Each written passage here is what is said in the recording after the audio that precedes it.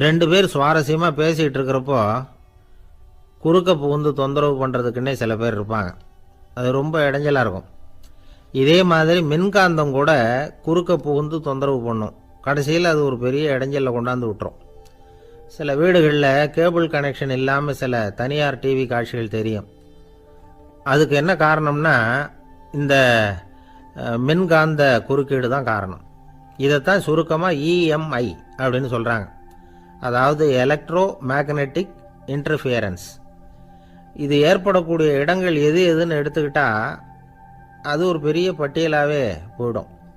இந்த இஎம்ஐ தொந்தரவு கேபிள் டிவியில் மட்டும்தான் இல்லை, ராக்கெட் ஏவுதளத்தில் உள்ள ரேடார்கள், அங்கே உள்ள சில சக்தி வாய்ந்த தொலைத்தொடர்பு சாதனங்கள், விமான தளங்களில் உள்ள ரேடார்கள், கப்பல் தளங்களில் பொருத்தப்பட்டிருக்கக்கூடிய சக்தி வாய்ந்த ஆண்டனாக்கள், இப்படி நிறைய சொல்லலாம். காவல் நிலையங்களில் பயன்படுத்தப்படுகிற வயர்லெஸ் தொடர்பு சாதனங்கள் கூட ஓரளவுக்கு இந்த மின்காந்த அலைகளை வெளியிடும். நம்ம வீட்டில் உட்காந்துக்கிட்டு ரேடியோ கேட்டுக்கிட்டு இருப்போம் அல்லது டிவி பார்த்துக்கிட்டு இருப்போம். அந்த சமயத்தில் பக்கத்து தெருவில் ஒரு மோட்டார் சைக்கிள் அல்லது காரு, குறிப்பாக பெட்ரோல் இன்ஜின், அது போகிறப்போ அதில் உள்ள மின்காந்த மின்கலத்தில் அதாவது மேக்னெட்டோ பேட்டரியிலிருந்து வெளிப்படுகிற மின்காந்த அலை இங்கே டிவியிலையும் ரேடியோவிலையும் கரகரப்பை உண்டு பண்ணும். சரி, இது பெருசாக என்ன இடைஞ்சலை உண்டு பண்ணிட போகுது அப்படின்னு நாம் அலட்சியமாக நினைக்கலாம். வயசானவங்களுக்கு மறதி நோயின்னு ஒன்று வரும்ல, அல்ஷமீர், அதாவது மூளையில் உள்ள செல்கள் செயலிழந்து போயிடுறது. அது செய்ய வேண்டிய வேலையை மறந்துடும். மனைவியே எதிரில் நின்னா கூட உன்னை எங்கேயோ பார்த்தது மாதிரி தெரியுதே அப்படின்னு சொல்லிட்டு இருப்பாங்க. அப்படி ஒரு மறதி. இந்த விசித்திரமான நோய்க்கு இதுவரைக்கும் மருந்தே இல்லைன்னு வேற சொல்கிறாங்க. இந்த மைக்ரோ ஓவன் அப்படின்னு சொல்லக்கூடிய சமையல் அடுப்புகள் கூட மின்காந்த அலைகளை வெளியிடுது. சமயத்தில் சில தொழிற்சாலைகளில் கூட பெரிய விபத்துக்களை இந்த இஎம்ஐ உண்டு பண்ணிவிடும். இதை பற்றி தீவிரமாக சிந்திக்க ஆரம்பித்ததே ஒரு விபத்துக்கு பிறகு தான். அமெரிக்காவுக்கும் வியட்நாமுக்கும் இடையில் போர் நடந்ததே, அந்த சமயம் அமெரிக்காவுக்கு சொந்தமான விமானம் தாங்கி கப்பல் ஒன்று வியட்நாமை தாக்கிறதுக்கு தயாராக ஏவுகணைகளோட கடலில் நிறுத்தி வைக்கப்பட்டிருந்தது. தற்செயலாக அந்த பகுதியில் கப்பல் தொலைத்தொடர்பு பகுதிக்கு அருகில் ஊடுருவிய இந்த சக்தி வாய்ந்த ரேடியோ அலைகள் ஏவுகணையில் இருந்த மின்னணு சர்க்கியூட்டை பூர்த்தி செஞ்சு வச்சுட்டுது. அவ்வளவுதான், ஏவுகணை அங்கேயே வெடித்து சிதறி போச்சு. 130 பேர் அந்த இடத்துலையே உடல் கருகி செத்து போட்டாங்க. ஏகப்பட்ட பொருள்கள் நாசம். இந்த விபத்துக்கான காரணம் என்னங்கிறத உடனடியாக யாராலையும் கண்டுபிடிக்க முடியல. ரொம்பவும் கடுமையாக முயற்சி பண்ணி கடைசியாக கண்டுபிடிச்சாங்க. இது இந்த இஎம்ஐ வேலை தான் அப்படின்னு. மின்னணு தொலைபேசிகள் இருக்க, இதில் பேசும்பொழுது நம்ம காதை அதாவது செவியை ஊடுருவக்கூடிய மின்காந்த அலையானது மூளைக்கு போய் அங்கே மூளை கட்டிகளை உருவாக்க ஊக்கம் கொடுக்குது அப்படின்னு வேற கண்டுபிடிச்சிருக்கிறாங்க. இந்த இஎம்ஐ ரொம்ப குறைஞ்ச மின்காந்த அழுத்தத்தில் நமக்கு எந்த பாதிப்பையும் ஏற்படுத்துறதில்லை. மின்காந்த அலைகள் அழுத்தத்தோடு இருக்கிற இடங்களில் ரொம்ப நேரம் இருந்தோம்னா நம்ம உடம்பின் வெப்பநிலை 2 டிகிரி செல்சியஸ் வரைக்கும் அதிகரிக்குதான். அதனால் வெப்பநிலையை சீராக்கிறதுக்கு இதய துடிப்பும் அதிகரிக்குது. இப்படிலாம் கண்டுபிடிச்சிருக்கிறாங்க. இப்போல்லாம் இந்த மின்காந்த குறுக்கீடுகளை தடுக்கிறது எப்படி அப்படின்னு விஞ்ஞானிகள் யோசனை செய்ய ஆரம்பிச்சிருக்கிறாங்க. இந்த விஷயத்தில் அலட்சியமாக இருந்தோம்னா எதிர்காலத்தில் நிறைய பேருக்கு இந்த ஞாபக மறதி நோய் வந்துடும். அப்புறம் அது ரொம்ப கஷ்டமாக போயிடும். ஒரு குடும்ப தலைவர் தன் மனைவியை பார்த்து, யார் நீ, உன்னை எங்கேயோ பார்த்தது மாதிரி இருக்குதே அப்படின்னு சொல்லிகிட்டு இருந்தார். உடனடியாக அவரை போய் பார்த்தேன். வாங்க டாக்டர்கிட்ட போகலாம் அப்படின்னு. அவர் என்னை தனியாக அழைச்சிட்டு போய் காதோட காதாக மெதுவாக சொல்கிறார், இதை பார்ப்பா, என் கையில் பணம் இல்லாத போகலாம், அப்படி மறதி நோய் வந்துட்டது மாதிரி நடிச்சுக்கிட்டு இருப்பேன், அவ்வளவுதான், அதை நீ கண்டுக்காத அப்படின்னார். ஒருத்தர் வேகமாக நடந்து போகிறார். கடத்தெருவில் ஒரு ஸ்வீட்டு கடையை பார்க்குறார். உடனே சடன் பிரேக் போட்டது மாதிரி நிற்கிறார். ஒரு ஸ்வீட் வாங்கி சாப்பிட்லாமேன்னு மனசு சொல்லுது.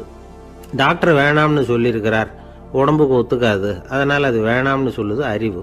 இவர் மனசு சொல்கிறத கேட்கல, அறிவு சொல்கிறபடி கேட்குறார். அதனால் மறுபடியும் வேகமாக அங்கேருந்து நடந்து போயிடுறார். அவர் நல்ல மனுஷன். மனுஷனுக்கு அறிவும் இருக்குது, உணர்ச்சியும் இருக்குது. எதுக்கு எடுத்தாலும் உணர்ச்சி வசப்பட்டுக்கிட்டு இருக்கக்கூடாது, அறிவு வசத்தில் நாம் இருக்கணும். அப்போ தான் நாம் நல்லபடியாக வாழ முடியும். இல்லைன்னா அவஸ்தை தான். மகாபாரதத்தில் சந்தனுன்னு சொல்லி ஒரு அரசன் வர்றான். அவன் ஒரு சமயம் அறிவு வசப்படாமல் உணர்ச்சி வசப்படுறான். அதாவது ஒரு நாள் கங்கை கரையில் ஒரு அழகான பொண்ணை பார்க்குறான். இவனுடைய மனசு அவகிட்ட போயிடுது. அவளை கல்யாணம் பண்ணிக்கிறதுக்கு ஆசைப்படுறான். அந்த பொண்ணு சரின்னு சம்மதிக்கிறா. ஆனால் ஒரு நிபந்தனை போடுறா. அந்த நிபந்தனைக்கு சம்மதம்னு சொன்னாதான் உன்னை கல்யாணம் பண்ணிக்குவேன்னு சொல்கிறா. சரி, அவள் போட்ட நிபந்தனை என்ன தெரியுமா?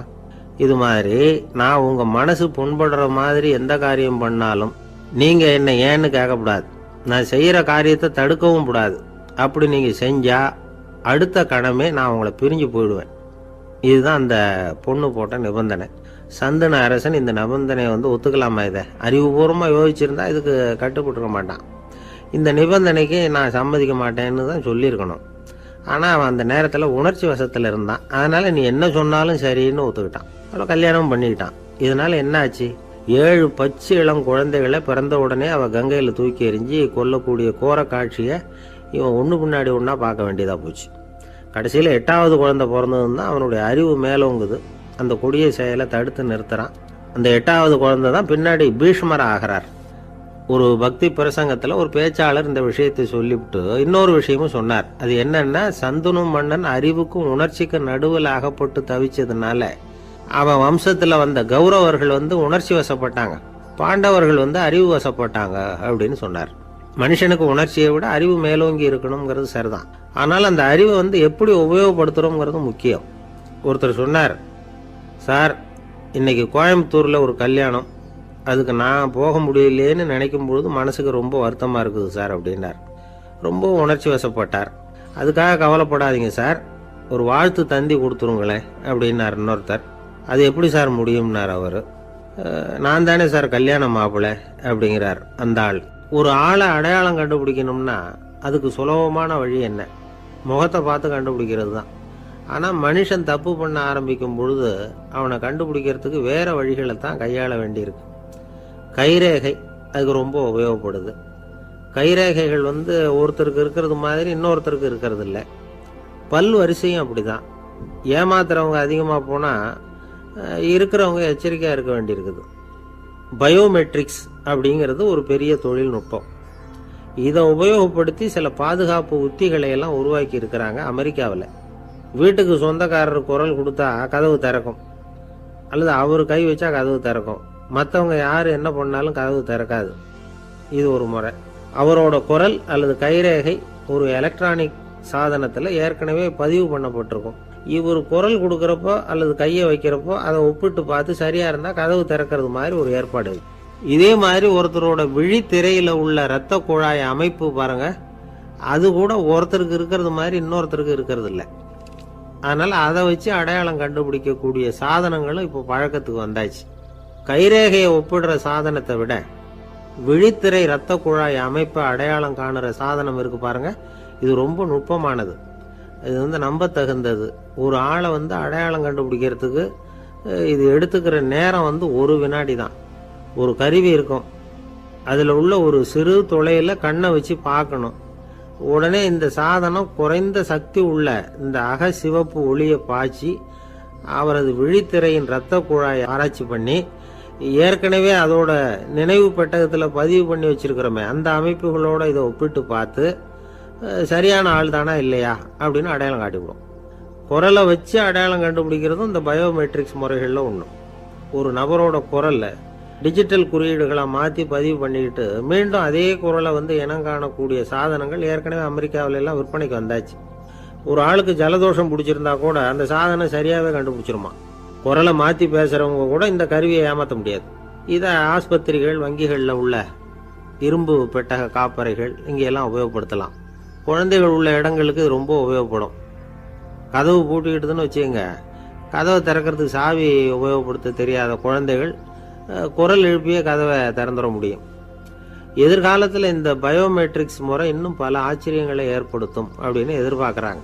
ஸ்டியரிங்கை தொட்டதுமே காரு ஸ்டார்ட் ஆகிடும், சாவி வேண்டியதில்லை. காரு சொந்தக்காரரை தொட்டால் தான் ஸ்டார்ட் ஆகும், வேற யாராவது தொட்டால் ஸ்டார்ட் ஆகாது. ஒரு மனுஷனோட நடை, அவர் டைப்ரைட்டரை தொடுகிற விதம், இதையெல்லாம் வச்சு கூட ஆளை அடையாளம் காணக்கூடிய தொழில்நுட்பம் வரலாம். என்னதான் தொழில்நுட்பம் வளரட்டும், குடும்பத்துக்குள்ளே நடக்கிற திருட்டுகளை கண்டுபிடிக்கிறது ரொம்ப கஷ்டம்.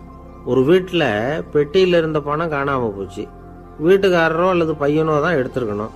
பெட்டியை திறந்து பார்த்தா அந்த வீட்டுக்காரம்மா, இதிலிருந்து பணத்தை எடுத்தது நிச்சயமாக என் வீட்டுக்காரரு தான் அப்படின்னு சொல்ல முடியல அவங்களால. யோசிச்சாங்க. என்னம்மா இப்படி யோசிக்கிறீங்களேன்னு கேட்டிருக்காங்க.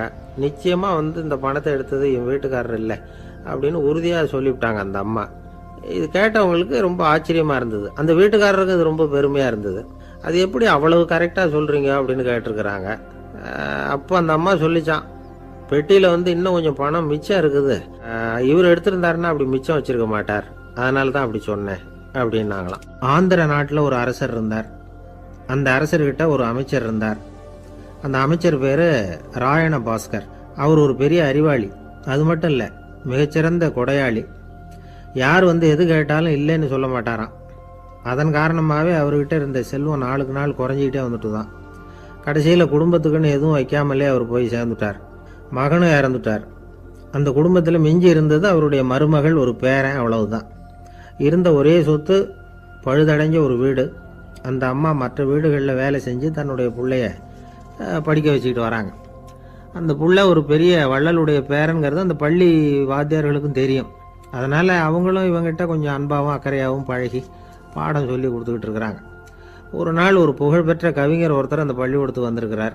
ஆசிரியர்கள்கிட்ட பேசிக்கிட்டு இருந்தப்போ ஒரு செய்தியை சொன்னாராம். ராயண பாஸ்கருங்கிற வள்ளல் எனக்கு நிறைய உதவிகள் செஞ்சிருக்கார், என்னை பாராட்டி பரிசுகள்லாம் கொடுத்துருக்கிறார். அந்த வள்ளல் வாழ்ந்த கிராமத்தை பார்க்கணுங்கிறதுக்காக தான் இப்போ இங்கே வந்திருக்கிறேன் அப்படின்னாராம். ஆசிரியர் உடனே இந்த பையனை கூப்பிட்டு, இதை பாருங்க, இவன் யார் தெரியுமா, நீங்கள் குறிப்பிடுகிற அந்த வள்ளலின் பேரன் அப்படின்னு அறிமுகப்படுத்தினாராம். கவிஞரின் கண்களில் ஆனந்த கண்ணீர். அந்த பரவச நிலையிலேயே அந்த வள்ளலை பற்றி கவி பாட ஆரம்பிச்சுட்டாராம். இந்த சின்ன பையன் அதை கேட்டிருக்கிறான். உடனே என்ன பண்ணான் தெரியுமோ, தன் கையில் அணிஞ்சிருந்த ஒரு பொன் வளையலை கழட்டி அந்த கவிஞருக்கு பரிசாக கொடுத்துட்டானான். எல்லாருக்கும் ஆச்சரியம். தாத்தா இருக்கும் நிலையில் கொடுத்தார், பேரன் இல்லாத நிலையிலையும் கொடுக்குறான். பையனை எல்லாரும் பாராட்டினாங்களாம்.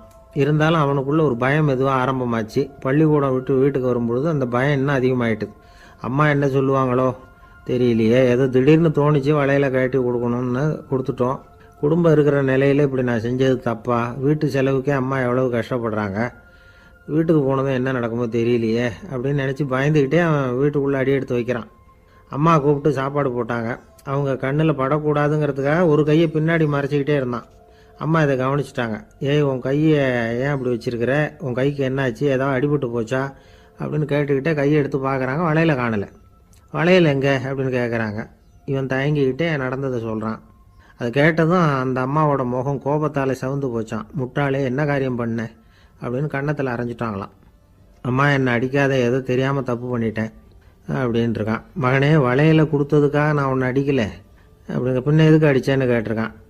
உன் பாட்டனார் ஒரு பெரிய வள்ளல், அவர் எதையும் பாதி வேலையை செய்யறதில்ல, அவருடைய பேரை நீ அரைகுறை வேலை செஞ்சுட்டு வந்திருக்கிற அப்படின்னாங்களாம். என்னம்மா சொல்கிறேன்ருக்கான். நீ ஒரே ஒரு வளையலை மட்டும்தானே கட்டி கொடுத்துருக்குற, கொடுக்கறதா இருந்தால் ரெண்டையும் சேர்த்துல கொடுத்துருக்கணும், அதுதானே உங்கள் தாத்தாவுக்கு பெருமை அப்படின்னாங்களாம்.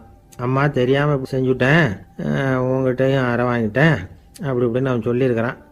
இப்போ அம்மா கொஞ்சம் இருங்க, அந்த கவிஞர் இன்னைக்கு நம்ம ஊரில் தான் தங்கியிருப்பார், நாளைக்கு காலையில் தான் அவர் எங்கே இருக்காருன்னு விசாரித்து இன்னொரு வளையலையும் கொடுத்துட்றேன் அப்படின்ட்டுருக்கான். மகனே, நல்ல செயல்களையெல்லாம் நாளைக்குன்னு ஒத்தி போடாத, நாளைக்கு என்ன நடக்குங்கிறது யாருக்கு தெரியும், இப்போவே போ, எங்கே இருக்காருன்னு பாரு அப்படின்ட்டுருக்காங்க. மகன் புறப்பட்டான். பள்ளி ஆசிரியர்கிட்ட போய் கேட்டானான் அந்த கவிஞர் எங்கே இருக்காருன்னு.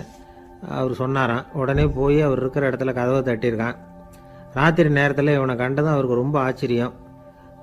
இவன் இன்னொரு கை வளையலையும் எடுத்து நீட்டியிருக்கான். அவர் திகைச்சு போய் நிற்கிறார். அவரால் என்ன பண்ணுறதுன்னே தெரியல. ஆனந்த கண்ணீர்.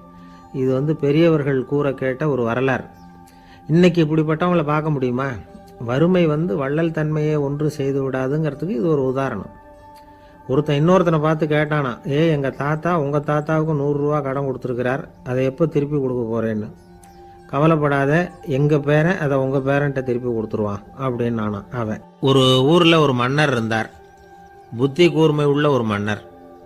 பொதுவாக மன்னர்களுக்கு சந்தேகம் வந்தால் சபையில் உள்ள சான்றோர்கள்கிட்ட கேட்டு தெரிஞ்சுக்கிறது தானே வழக்கம். ஆனால் இங்கே அப்படி இல்லை. மற்றவங்களுக்கு சந்தேகம் வந்தால் மன்னர்கிட்ட கேட்டு தெரிஞ்சுக்குவாங்க. அது மாதிரி கேட்டு தெரிஞ்சுக்கிறதுக்காக ஒரு பெரியவர் ஒரு நாள் வந்தார். அவர் கையில் 3 பொம்மைகள் வச்சிருந்தார். 3 ஒரே மாதிரி பொம்மைகள், கொஞ்சம் கூட வித்தியாசம் தெரியல. ஏது இந்த பொம்மைன்னு கேட்டார் மன்னர்.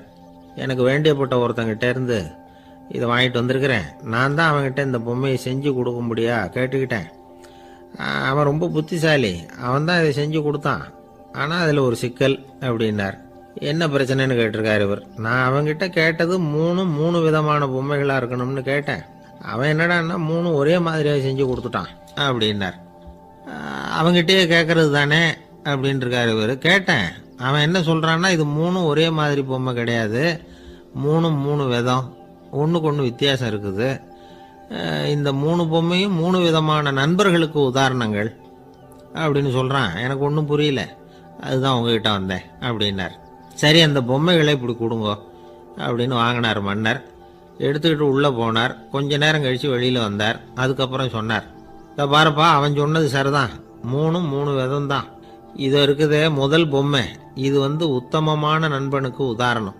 இந்த 2வது பொம்மை இது மத்தியமமான நண்பனுக்கு உதாரணம். அந்த 3வது பொம்மை இருக்குதே அது மோசமான நண்பனுக்கு உதாரணம். இதை செஞ்சவன் உண்மையிலேயே பெரிய அறிவாளி தான் அப்படின்னாராம். வந்தவருக்கு ஒன்றும் புரியல. பார்த்தா ஒன்றும் வித்தியாசம் தெரியலையே அப்படின்னு அவன் குழம்பி போய் நிற்கிறான். இப்போ அந்த மன்னர் விளக்கம் கொடுக்குறார். அந்த 3 பொம்மையையும் எடுத்து முன்னாடி வச்சார். ஒரு மெல்லிய கம்பியை கையில் எடுத்தார். அந்த முதல் பொம்மை காதில் விட்டார். கொஞ்ச தூரம் உள்ளே போய் அப்படியே நின்றுட்டுது அந்த கம்பி. அப்புறம் 2வது பொம்மை காதில் அந்த கம்பியை விட்டார். அந்த கம்பி என்னாச்சுன்னா அப்படியே அது வாய் வழியாக வெளில வந்தது. 3வது பொம்மை காதில் கம்பியை செலுத்தினார். அது நேராக இன்னொரு காது வழியாக வெளியில் வந்தது. இப்போ இந்த முதல் வகை இருக்குதே, அது மாதிரியான நண்பர்கள் எப்படி தெரியுமா? நம்ம கஷ்டத்தை அவங்கக்கிட்ட சொன்னால் பேசாமல் கேட்டுக்குவாங்க. வெளியில் அதை யாருக்கிட்டையும் சொல்லிகிட்டு இருக்க மாட்டாங்க. வெளியில் தெரியாமல் நமக்கு உதவி பண்ணுவாங்க. செஞ்சுட்டு அதை நான் தான் செஞ்சேன்னு சொல்லிகிட்டு இருக்க மாட்டாங்க. அதுதான் கம்பி ஒரு காது வழியாக போய் உள்ளே நின்றுட்டுது. 2வது பொம்மையில் கம்பி என்னாச்சு, ஒரு காது வழியாக போய் வாய் வழியாக வெளியில் வருது. இது மாதிரியான நண்பர்கள்கிட்ட நாம் கஷ்டத்தை சொன்னால் அதை அவங்க 4 பேர்கிட்ட போய் சொல்லி நமக்காக உதவி கேட்பாங்க. நமக்குன்னு கேட்டு வாங்கி அதை நம்மகிட்ட கொண்டுகிட்டு கொடுப்பாங்க. இவங்க மத்தியமமான நண்பர்கள். 3வது பொம்மையில் ஒரு காது வழியாக செலுத்துகிற கம்பி இன்னொரு காது வழியாக வெளியில் வந்துடுது. இது மாதிரியான நண்பர்கள்கிட்ட நம்ம கஷ்டத்தை சொன்னால் அவங்க காது கொடுத்து கேட்கறது மாதிரி நடிப்பாங்க. அப்படியே இன்னொரு காது வழியாக அதை வெளில விட்டுருவாங்க. அதை பற்றி கவலைப்பட மாட்டாங்க. இதுதான் இந்த பொம்மைகளுக்குள்ளே இருக்கிற வித்தியாசம் அப்படின்னு விளக்கம் கொடுத்தாராம் மன்னர். படிக்கிற பிள்ளைங்கள்லேயே இது மாதிரி 3 வகை உண்டு. சில பேர் காதால் வாங்கி மனசில் வச்சுக்குவான். சில பேர் காதால் வாங்கி பேனாவால் எழுதி விடுவான். சில பேர் ஒரு காதால் வாங்கி இன்னொரு காதால் வெளியில் விட்டுருவான். ஒரு பையன் வகுப்பில் ஆசிரியர் பாடம் நடத்தும் பொழுது தலையை வேகமாக ஆட்டி ஆட்டி கேட்பானான். ஏன்டா இப்படி தலையை இப்படி ஆட்டுற அப்படின்னு கேட்டிருக்கான் பக்கத்தில் இருந்தவன். தலையை ஆட்டினா தாண்டா ஒரு காது வழியாக உள்ளே போகிறது இன்னொரு காது வழியாக வெளியில் வேகமாக வெளில போகும் அப்படின்னானா அந்த பையன். எனக்கு வாழ்க்கையே வெறுத்து போச்சு சார் அப்படின்னு சொல்லிட்டு ஒருத்தர் வந்தார். கொஞ்ச நேரம் பேசினதுக்கப்புறம் அவர் அப்படி சொல்லியிருந்தா அதில் ஒரு அர்த்தம் இருந்திருக்கும். வர்றதுக்கு முன்னாடியே வாழ்க்கை வெறுத்து போச்சுன்னு சொல்லிட்டு வர்றார். என்ன சார் விஷயம்னு விசாரித்தோம். எங்கள் வீட்டில் தினம் 3 வேளையும் ஒரே மாதிரி சாப்பாடு சார், வித்தியாசமே கிடையாது. இப்படியே 3 மாதமாக சாப்பிட்டுக்கிட்டு இருக்கிறேன். அதை விட பட்டினி கிடந்து செத்துடலாம்னு தோணுது அப்படின்னார். ஒரு பெரியவர் சொன்ன தத்துவத்தை சொல்கிறதுக்கு ஆள் கிடைக்காம தவிச்சுக்கிட்டு இருந்தோம். இப்போ ஒருத்தர் கிடைச்சிட்டார். விட்டுலாமா? உடனே அவரை உட்கார வச்சு சொல்ல ஆரம்பிச்சிட்டோம். அதாவது நாம் அனுபவிக்கிற உணர்வுகளில் களிப்பு, மகிழ்வு, ஆனந்தம், இது 3க்கும் ஒன்றுக்கு ஒன்று வித்தியாசம் உண்டு. மேம்போக்காக பார்க்கறதுக்கு இது 3 ஒன்று மாதிரி தோணும். ஆனால் அது அப்படி இல்லை. களிப்புங்கிறது உடம்பை பொறுத்தது, மகிழ்வுங்கிறது மனசை பொறுத்தது, ஆனந்தம்ங்கிறது ஆன்மாவை பொறுத்தது. இப்படி இந்த 3 வகையான அந்த சுவைப்புகளின் தன்மையும் வேற வேற. இப்போ முதல்ல களிப்புங்கிறத எடுத்துக்குவோம். நம்ம புலன்களுக்கு களிப்பை தரக்கூடிய பொருள்களுக்கு சில விசேஷ குணம் உண்டு. அது எப்படின்னா, சீக்கிரமே சலிப்பை உண்டு பண்ணும். ஒருத்தர் அந்த பொருளை எடுத்துக்கிட்டா அது இன்னொருத்தருக்கு குறைஞ்சிரும். உணவு, உடை, இதெல்லாம் களிப்பை தரக்கூடிய பொருள்கள். இப்போ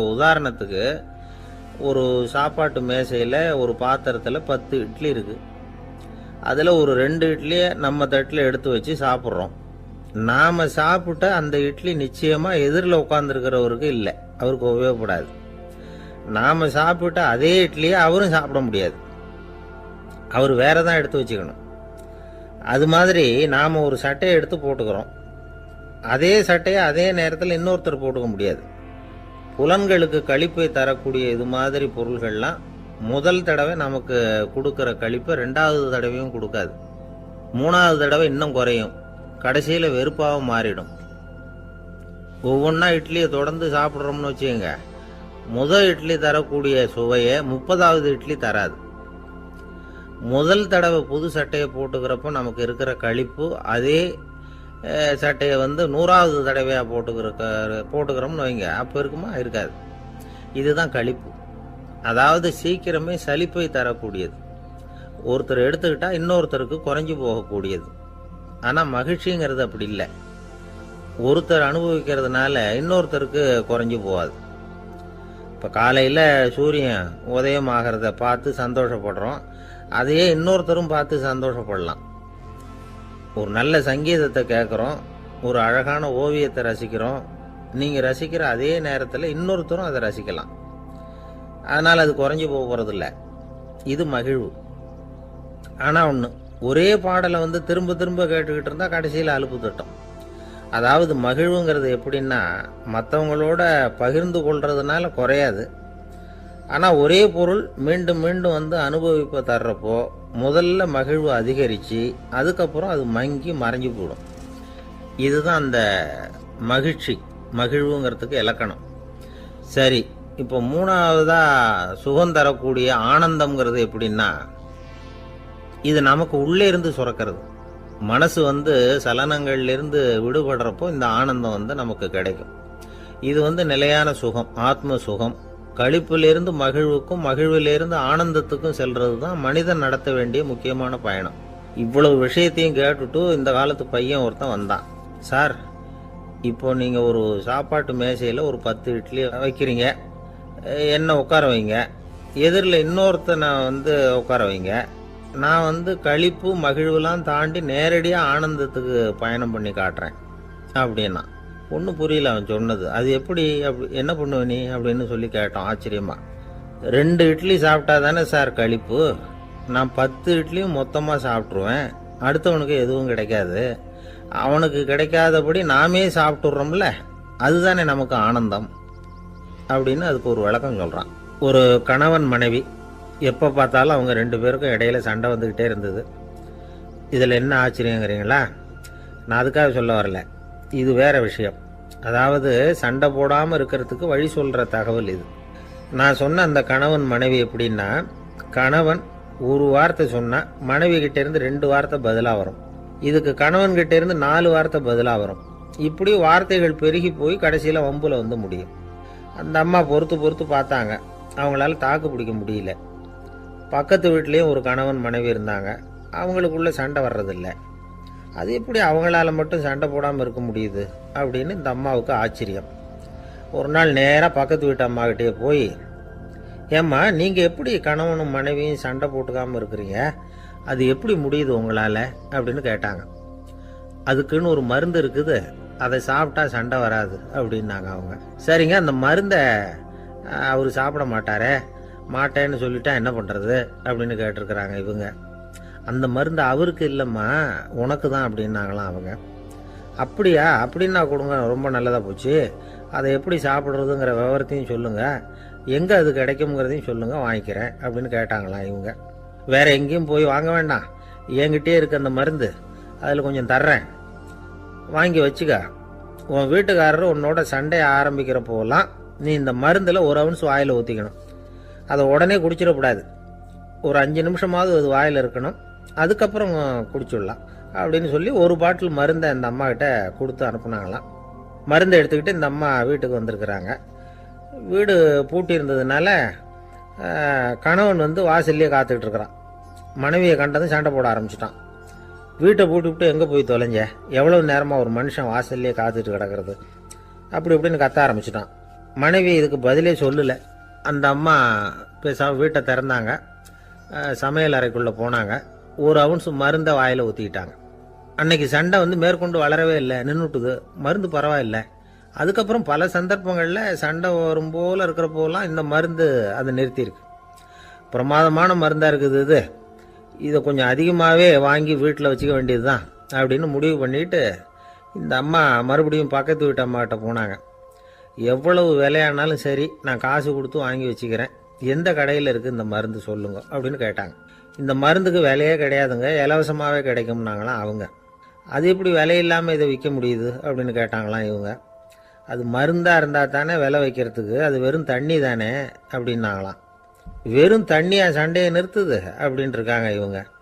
அது சண்டையை நிறுத்தலை, உன்னோட மௌனம் தான் சண்டையை நிறுத்துது.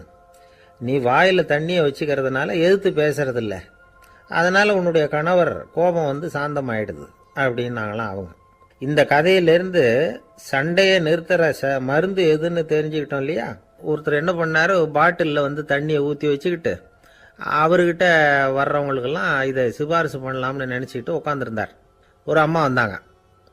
இதை கேட்டுவிட்டு இதையே ஒரு மருந்து மாதிரி கொடுக்கலாம்ங்கிறது அவர் முடிவு. அதனால் பாட்டிலில் தண்ணி அடைச்சி வச்சுக்கிட்டு அதில் கலருக்காக என்னத்தையோ ஒரு ஜீரகம் அது மாதிரி எதையாவது கலந்து வச்சுக்கிட்டு ஒரு மருந்து மாதிரி ஒரு பாவனையில் வச்சுக்கிட்டு உட்காந்துருக்கார். யாராவது வீட்டில் சண்டைன்னா என்கிட்ட வாங்க மருந்து தரேன்னு. ஒரு அம்மா வந்தாங்க. எனக்கும் என் வீட்டுக்காரருக்கும் அடிக்கடி சண்டை வருதுங்க அப்படின்ட்டு இருக்காங்க. கவலைப்படாதம்மா, நான் ஒரு மருந்து தரேன்னு சொல்லி வீட்டுக்குள்ளே போய் ஒரு பாட்டில் எடுத்து வந்து கொடுத்தார். பாட்டிலில் இருக்கிறது என்னங்கிறத சொல்லிவிட்டு அது பேரில் மரியாதை வராது இல்லையா, அதனால் சொல்லலை. அந்த அம்மா வாங்கிட்டு போனாங்க. 4 நாள் கழித்து திரும்பி வந்தாங்க. என்னம்மா வீட்டில் சண்டை நின்று போச்சான்னு கேட்டிருக்காரு இவர்.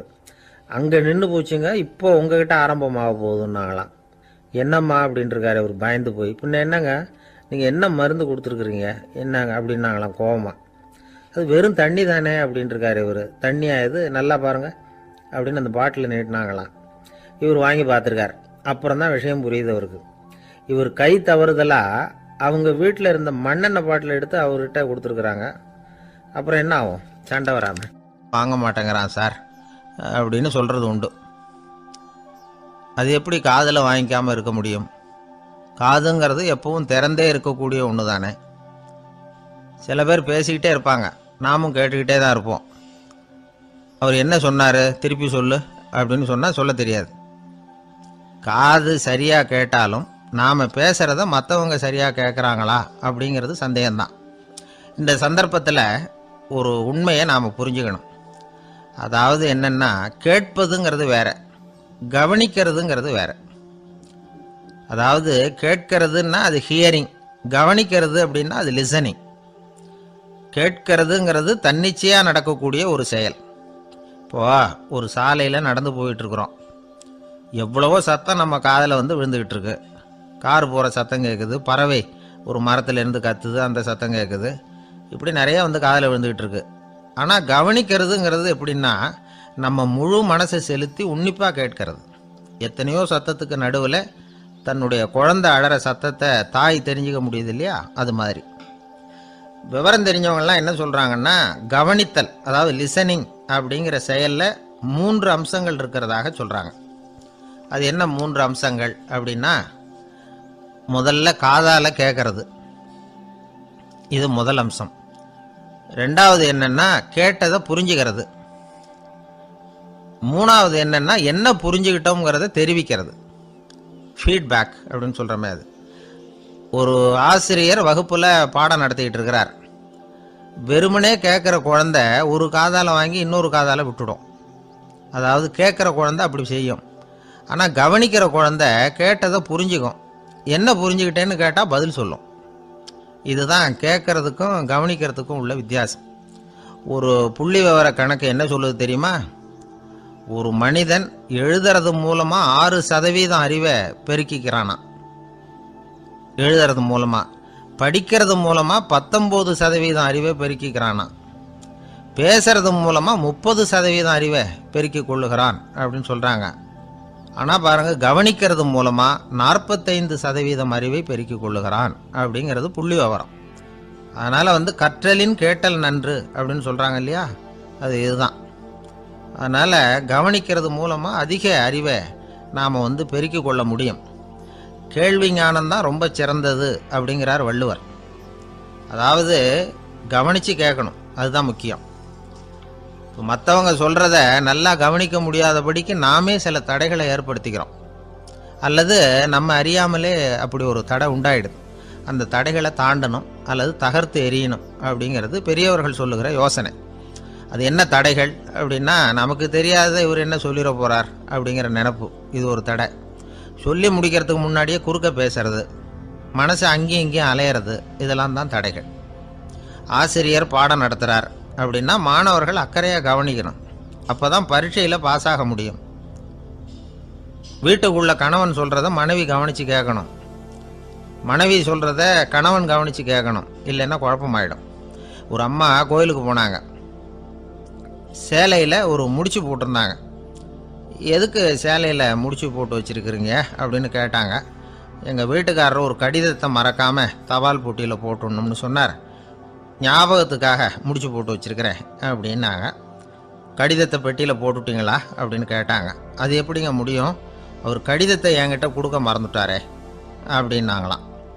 அதனால் மறக்கப்படாதுன்னு நினச்சிக்கிட்டே மறந்து விடுறது, இப்படி ஒரு வாழ்க்கை. அதனால் வாழ்க்கையில் நமக்கு இருக்கிறது செவிச்செல்வம் ரொம்ப முக்கியமானது. நிறைய கேட்கணும், சொல்கிறத விட கேட்கணும், கேட்கிறத விட முக்கியம் கவனிக்கிறது. அப்படி கவனிக்கிறது மூலமாக நம்முடைய வாழ்க்கையில் வெற்றி பெறணும். அங்கே நபிகள் நாயகம் உட்கார்ந்துருக்கிறார். அந்த சமயம் அம்மா அங்கே வர்றாங்க. அவங்க கையில் திராட்சை பழ கொத்து, அதை கொண்டுக்கிட்டு வந்து நபிகள்கிட்ட கொடுக்குறாங்க. சாப்பிடுங்க அப்படின்னு சொல்லி ரொம்ப அன்பாக வேண்டிக்கிறாங்க. நபிகள் நாயகமும் ரொம்ப பிரியமாக அதை வாங்கிக்கிட்டார். அதுக்கப்புறம் அதை சாப்பிட ஆரம்பித்தார். நபிகள் நாயகம் மதீனாவில் தங்கியிருந்தப்போ இது மாதிரி நிறைய பேர் பழங்களையும் தின்பண்டங்களையும் கொண்டுகிட்டு வந்து கொடுக்கறது வழக்கம். நபிகள் நாயகம் என்ன பண்ணுவார்னா, அதையெல்லாம் வாங்குவார். உடனே பக்கத்தில் இருக்கிற தோழர்கள் எல்லாருக்கும் பகிர்ந்து கொடுப்பார், தானும் சாப்பிடுவார். இதுதான் எப்போதும் வழக்கம். ஆனால் இந்த தடவை என்னாச்சு தெரியுமா, அவர் அப்படி பண்ணலை. ஒவ்வொரு பழமாக எடுத்து தானே சாப்பிட்டுக்கிட்டு இருக்கிறார். அவர் விருப்பமாக சாப்பிடுகிற காட்சியை ஆசை தீர பார்த்துக்கிட்டு இருந்தாங்க அந்த வயசான அம்மா, அந்த பழத்தை கொடுத்தவங்க. அவங்களுக்கு ரொம்ப மகிழ்ச்சியாக இருந்தது, மன நிறைவாக இருந்தது. நாம் ஆசையாக கொண்டுகிட்டு வந்து கொடுக்குற பழத்தை நபிகள் நாயகம் இவ்வளோ பிரியமாக சாப்பிட்றாரே அப்படின்னு நினச்சி ரொம்ப சந்தோஷப்பட்டாங்க. அதுக்கப்புறம் அங்கேருந்து அவங்க புறப்பட்டு போயிட்டாங்க. அந்த அம்மா போனதுக்கப்புறம் பக்கத்தில் இருந்த தோழர்கள் பேச ஆரம்பித்தாங்க. ஏன்னா அவங்களுக்கு சந்தேகம், இன்றைக்கி வித்தியாசமாக நடந்துக்கிட்டாரே அப்படின்னு. அண்ணலே, எது உங்களுக்கு வந்தாலும் எங்கள் எல்லாருக்கும் கொடுத்துட்டு தான் நீங்கள் சாப்பிடுவீங்க, இன்றைக்கி மட்டும் நீங்கள் அப்படி செய்யலையே, எல்லா பழத்தையும் நீங்களே சாப்பிட்டீங்களே, அதுக்கு என்ன காரணம் அப்படின்னு கேட்டாங்க. இப்படி கேட்கறதுனால நாயகம் அதை தப்பாக புரிஞ்சிக்க மாட்டார் அப்படிங்கிறது அவங்களுக்கு தெரியும். யாரும் எதையும் அவர்கிட்ட கேட்கலாம், அப்படி கேட்கறதுக்கு உரிமை உண்டு. இந்த ஜனநாயக முறைகளுக்கு அவர்கள் கொடுத்த மரியாதை இது. தோழர்களின் கேள்விக்கு நபிகள் பதில் சொல்ல ஆரம்பித்தார். நண்பர்களே, அந்த அம்மா ரொம்ப பிரியமாக அந்த பழங்களை என்கிட்ட கொண்டுகிட்டு வந்து கொடுத்தாங்க. முதல்ல ஒரு பழத்தை எடுத்து வாயில் போட்டு பார்த்தேன், அது ரொம்ப புளிப்பாக இருந்தது, சாப்பிட்றது ரொம்ப கஷ்டம். உங்ககிட்ட யாருக்காவது அதை கொடுத்துருந்தா அதில் வாயில் போட்டதும் புளிப்பு தாங்காமல் முகம் சுழிச்சிருப்பீங்க. அதை அந்த அம்மா பார்த்துட்டாங்கன்னா வருத்தப்பட்டிருப்பாங்க. ஆசையாக கொண்டுகிட்டு வந்து நமக்கு கொடுத்துருக்குறாங்க, அவங்க அன்பான மனசை நோகடிக்கிறதுக்கு நான் விருப்பப்படலை. அதனால் முகம் சுளிக்காமல் சாப்பிட்ணுமேங்கிறதுக்காகத்தான் அந்த பழங்கள் பூராவே நானே சாப்பிட்டுட்டேன் அப்படின்னு புன்முறுவலோடு பதில் சொன்னாராம் நபிகள் நாயகம். இன்னொருத்தர் மனசு புண்படக்கூடாதுங்கிறதுக்காக புளிப்பையும் இனிப்பாக ஏற்றுக்கொள்ளுகிற பண்பாடு இருக்குது பாருங்கள், அது ஒரு பெரிய நாகரிகம். அது எல்லாருக்கும் சுலபமாக வந்துடாது. நல்லா இருக்கிற பழத்தையே என்ன இவ்வளவு மோசமாக இருக்கேன்னு சொல்லுகிறவர்கள் தான் நம்மக்கிட்ட அதிகம். இந்த காலத்தில் இல்வாழ்க்கையில் இந்த நாகரிகத்தை சில பேர் கடைபிடிக்கிறது உண்டு. நல்லா இருக்கோ இல்லையோ முகம் சுளிக்காமல் சாப்பிட்ருவாங்க. ஏன்னு கேட்டால், எதுக்காக சார் வீண் வம்பு, ஏதோ நமக்குன்னு கொடுத்து வச்சது அவ்வளவுதான் அப்படின்னு நினச்சிக்கிட்டு போக வேண்டியது தானே அப்படிம்பாங்க. இவங்கெல்லாம் கூட ஒரு விதத்தில் பண்பாடு தெரிஞ்சவர்கள் தான். இப்போ ஒரு ஆள் ஊரெலாம் சுற்றி விட்டு கடைசியில் அழுத்து போய் ஒரு ஹோட்டலுக்குள்ளே நுழைஞ்சானான். ரொம்ப களைப்பாக இருந்தது அவனுக்கு. அதனால் ரொம்ப களைப்படைஞ்சு போய் ஒரு நாற்காலியில் போய் உட்காந்துருக்கிறான். இவனை பார்த்ததும் சர்வர் ஓடி வந்தார். சார் உங்களுக்கு என்ன வேணும்னு கேட்டார். எனக்கு தேவை 2 தோசையும் கொஞ்சம் அன்பான வார்த்தைகளும் அப்படின்னா. சர்வர் உள்ளே போனார், 2 தோசையை கொண்டாந்து வச்சார். அன்பான வார்த்தை கேட்டனே அப்படின்னா இவன். சர்வர் ரொம்ப பணிவாக குனிஞ்சி இவன் காதோரமாக சொன்னார், ஐயா இந்த தோசையை சாப்பிட்றாதீங்க, புளிச்சு போன பழைய மாவு அப்படின்னார். இது பாருங்க, அன்பான வார்த்தையும் 2 தோசையும் கேட்டார், கொண்டாந்து கொடுத்துட்டார். இப்படி இருக்கிறவர்களும் இன்றைய மனிதர்களில் அதிகம். அதனால் மனிதர்கள் ஒவ்வொருத்தரும் ஒவ்வொரு விதம்.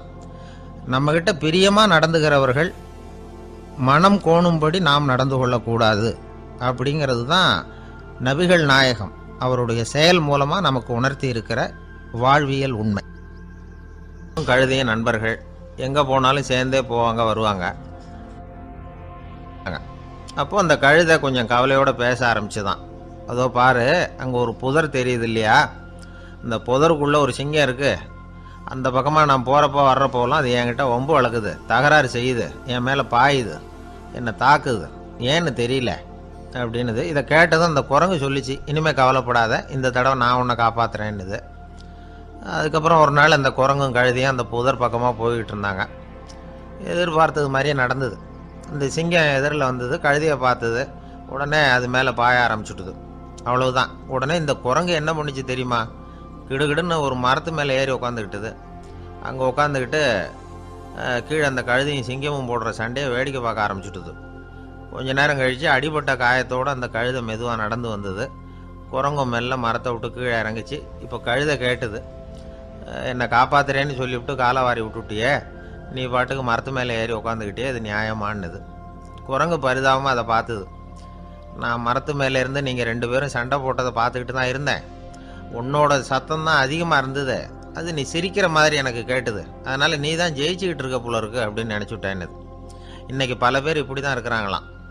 யார் ஜெயிக்கிறாங்க யார் தோக்குறாங்கங்கிறத முகத்தை பார்த்து கூட கண்டுபிடிக்க முடியறதில்ல, பேசுகிற பேச்சை வச்சு கூட கண்டுபிடிக்க முடியறதில்ல. தோற்கிறவங்க கூட சிரிக்கிற மாதிரி முகத்தை வச்சுக்கிறான். இன்றைய மனிதர்கள்கிட்ட ஏகப்பட்ட முரண்பாடுகள். பொய் முகங்களோட உலவுகிறவர்கள் தான் அதிகம். உண்மை முகம் எங்கே இருக்குது அப்படிங்கிறத புரிஞ்சுக்கிட்டு நண்பர்களை தேர்ந்தெடுக்கணும் அப்படிங்கிறது ஒரு முக்கியமான கருத்து. கடவுள் இந்த உலகத்தை படைச்சுட்டு அதுக்கப்புறமும் கொஞ்ச நாள் இங்கேயே தங்கியிருந்தாராம். அப்போ தான் அவருக்கு ஒரு உண்மை புரிஞ்சுதான், இந்த உலகத்தில் தங்கி இருக்கிறது எவ்வளவு இடைஞ்சல்னு. தினமும் மனிதர்கள் தேடி வந்து ஏதாவது புகார் சொல்லிக்கிட்டே இருந்தாங்களாம், எனக்கு அது வேணும் இது வேணும்னு கேட்டுக்கிட்டே இருந்தாங்களாம். சில பேர் வந்தாங்க, நாங்கள் வந்து விவசாயம் பண்ணுறோம், தண்ணி இல்லாமல் பயிர் காயுது, எங்களுக்கு மழை வேணும் அப்படின்னாங்க. அவங்க போனதும் அதுக்கப்புறம் சில பேர் வந்தாங்க, நாங்கள் வந்து மண்பானை செய்கிறவங்க நிறைய பானை செஞ்சு வச்சுருக்குறோம், மழை பெஞ்சால் எல்லாம் கரைஞ்சி வீணாக போயிடும், அதனால் இன்றைக்கி மழை பெய்யக்கூடாதுன்னாங்க. கடவுள் பார்த்தார், அவருக்கு என்ன பண்ணுறதுன்னே தெரியல, ஏகப்பட்ட குழப்பம், தலையை பிச்சுக்கலாம் போல் இருந்தது, கிட்டத்தட்ட பைத்தியம் பிடிக்கிற அளவுக்கு ஆகிட்டுது. எல்லாருடைய ஆசைகளையும் அவரால் நிறைவேற்ற முடியல, ஏன்னா ஒன்றுக்கு ஒன்று முரண்பாடாக இருந்தது. ஒரு நாள் தன்னுடைய அமைச்சரவையை கூட்டி ஆலோசனை கேட்டார், என்ன செய்யலான்னு சொல்லுங்கன்னார். இது என்ன பிரமாதம், பேசாமல் இமயமலை அடிவாரத்தில் போய் உட்காந்துங்க, யாரும் தொந்தரவு பண்ண மாட்டாங்கன்னாங்க. அங்கேயும் மனிதர்கள் வர ஆரம்பிச்சுருவாங்களேன்னார் கடவுள். சரி அப்படின்னா சந்திரனில் போயிருந்துக்கலாமேன்னாங்க. அங்கேயும் மனுஷன் குடி வர போகிறான் அப்படின்னார் கடவுள். வெகு தூரத்துக்கு அப்பால் உள்ள நட்சத்திர மண்டலத்துக்கு போயிடலான்னாங்க. இதெல்லாம் நிரந்தர தீர்வாகாது, நிரந்தரமாக இந்த மனிதனுடைய தொல்லையிலேருந்து நான் விடுபடணும், அதுக்கு ஏதாவது வழி சொல்லுங்கன்னார் கடவுள். ஒரு வயசான ஆள் வந்தார், கடவுளுக்கு காதோட காதாக ஒரு வழியை சொன்னார். கடவுளுக்கு முகம் மலர்ந்தது, அதுதான் சரி, அப்படியே செஞ்சுடலான்னார். அந்த ஆள் சொன்ன ரகசியம் என்ன தெரியுமா, மனிதனால் அடைய முடியாத ஒரு இடம் இருக்குது, அது வேறு எங்கேயும் இல்லை, அவனுக்கு உள்ளே இருக்குது, அங்கே போய் மறைஞ்சிங்க, அதுக்கப்புறம் மனிதர்களால் உங்களுக்கு தொந்தரவு இருக்காதுன்னார். மனிதன் நினைக்காத இடம் அதுதான். அதாவது உள்ளுக்குள்ளே இருக்கிற உண்மையை புரிஞ்சிக்காம வெளியில் எங்கேயோ அது இருக்கிறதாக நினச்சி வரட்டிக்கிட்டு அலையிறான் மனுஷன். உள்ளே இருக்கிற உண்மை புரிஞ்சால் நாம் தன்னம்பிக்கையோடு தலை நிமிர்ந்து வாழலாம். வேடிக்கையாக ஒரு கதை சொல்லுவாங்க, இதை பாருங்கள், நம்ம பையன் எங்கே பணம் வச்சாலும் எடுத்து விட்றான், என்ன பண்ணுறதுன்னாங்க அம்மா. அப்பா கொஞ்சம் நேரம் யோசனை பண்ணார், அதுக்கப்புறம் சொன்னார், அவன் கண்ணில் படாத இடமா, நம்ம வீட்டில் இருக்கிறது ஒரே இடம்தான், அங்கே பணத்தை வை திருட்டு போகாதுன்னார். அது எந்த இடம்னு கேட்டாங்க. அதுதான் அவன் பாட புஸ்தகம், அதில் வச்சிரு, அவன் தொடவே மாட்டான், பாட புத்தகத்தை தொடாமல் பரீட்சையில் வெற்றி பெற முடியாது அப்படிங்கிறத புரிஞ்சுக்கணும். உள்ளே இருக்கிற உண்மையை தொடாமல் வாழ்க்கையில் வெற்றி பெற முடியாது. அதனால் உண்மையை புரிஞ்சுக்கிட்டா வாழ்க்கையில் வெற்றி நிச்சயம். அவனுக்கு வயசாயிட்டுது, இந்த கவலை பயம் எல்லாமும் அதிகமாயிட்டுது. மரண பயம், ராத்திரியில் சரியாக தூங்க முடியல, இப்படி ஆயிட்டுது நிலைமை. அந்த அரசன் ஏற்கனவே எப்படின்னா போர்க்களங்களில் எத்தனையோ பேரை ஓட ஓட விரட்டியிருக்கிறான். இருந்தாலும் இப்போ அந்த துணிச்சல்லாம் எங்கேயோ போயிட்டுது. பேசாமல் படுத்துருக்கிறான். அப்படியே படுத்தாலும் தான் தூக்கம் வர மாட்டேங்குது. என்ன பண்ணலாம்னு யோசித்தான் இந்த மன்னன். உடனே எல்லா அமைச்சர்களையும் கூப்பிட்டான். எனக்கு நிம்மதி இல்லை, எதை நினச்சாலும் பயமாக இருக்குது, எனக்கு ஒரு ஆலோசனை சொல்லுங்க அப்படின்னா. என்ன ஆலோசனை வேணும் அப்படின்னு சொல்லி கேட்டாங்க. எனக்கு ஒரு நெருக்கடியான சந்தர்ப்பம் ஏற்பட்டு போச்சுன்னு வச்சுக்கோங்க. அந்த நேரத்தில் நீங்கள் யாருமே என் பக்கத்தில் இல்லை ஆலோசனை சொல்கிறதுக்கு அப்படின்னா, அந்த சமயத்தில் எனக்கு உபயோகப்படுற மாதிரி ஒரு வாசகம், பொன்மொழி ஏதாவது சொல்லுங்கள். அதை நான் என்னுடைய வைர மோதிரத்துக்கு அடியில் பதிச்சு வச்சுக்கிறேன் அப்படின்னார். தேவைப்படுறப்போ உதவும் அப்படிங்கிறதுனால. அவர் போட்டிருந்த மோதிரமும் அதுக்கு தகுந்த மாதிரியே திறந்து மூடுறது மாதிரி அமைஞ்சிருந்தது. ஏதாவது வாசகம் எழுதுனா உள்ற வச்சுக்கலாம், அதுக்கான வசதி அதில் இருந்தது. அமைச்சர்கள்லாம் யோசனை பண்ணாங்க. இது மாதிரி ராஜா கேட்குறாரு, என்ன வாசகம், அதாவது பொன்மொழி சொல்லலாம் அப்படின்னு எல்லாரும் யோசனை பண்ணாங்க. ஒருத்தருக்குமே சரியாக தோணலை, ஒரே குழப்பமாக இருந்தது. ஏன்னா நெருக்கடியான சமயத்தில் உபயோகப்படுறது மாதிரி ஒரு பொன்மொழி வேணும்னு சொல்லியிருக்கிறார். அப்படி இப்படி யோசித்து பார்த்தா ஒன்றுமே தோணலை. எல்லாரும் குழம்பிக்கிட்டு இருந்த நேரத்தில் ஒரு பெரியவர் அந்த பக்கமாக வந்தார். அவர் சொன்னார், நான் வேணும்னா அதுக்கு பொருத்தமாக ஒரு வாக்கியம் சொல்கிறேன், ஆனால் ஒரு நிபந்தனை. அதை யாரும் ரொம்ப ஆர்வம் காரணமாக அவசரப்பட்டு படிச்சிடக்கூடாது. அதை ரகசியமாக அந்த மோதிரத்துக்குள்ளே எழுதி வச்சுக்கணும். எப்போவாவது இக்கட்டில் மாட்டிக்கிற சமயத்தில் மட்டும் வேறு வழியே இல்லை அப்படிங்கிற நிலைமையில் மட்டும்தான் அதை திறந்து பார்க்கணும். அப்படி நீங்கள் இருக்கிறதா இருந்தால் நான் அதை சொல்கிறேன் அப்படின்னார் அந்த பெரியவர். சரின்னு ஒத்துக்கிட்டாங்க எல்லாரும். அதே மாதிரி அவர் ஒரு வாக்கியத்தை சொன்னார். அவர் சொன்ன வாக்கியத்தை ரகசியமாக மோதிரத்துக்குள்ளே பதிச்சு மூடியாச்சு. ராஜா அதை விரலில் மாட்டிக்கிட்டார். கொஞ்ச நாள் ஆச்சு. அந்த ராஜாவுக்கு ஒரு சோதனை வந்தது. என்ன சோதனைன்னா, அடுத்த நாட்டு மன்னன் படையெடுத்துக்கிட்டு வந்துட்டான். அவன் இவர்கிட்ட ஏற்கனவே தோற்று போனவன், ஒரு வெறியில் வந்திருக்கிறான். தோற்று போனவன் மறுபடியும் சண்டைக்கு வந்தால் எப்படி வருவானோ அப்படி வர்றான். ஒரு வெறியில் வந்தான், ஜெயிச்சுட்டான்.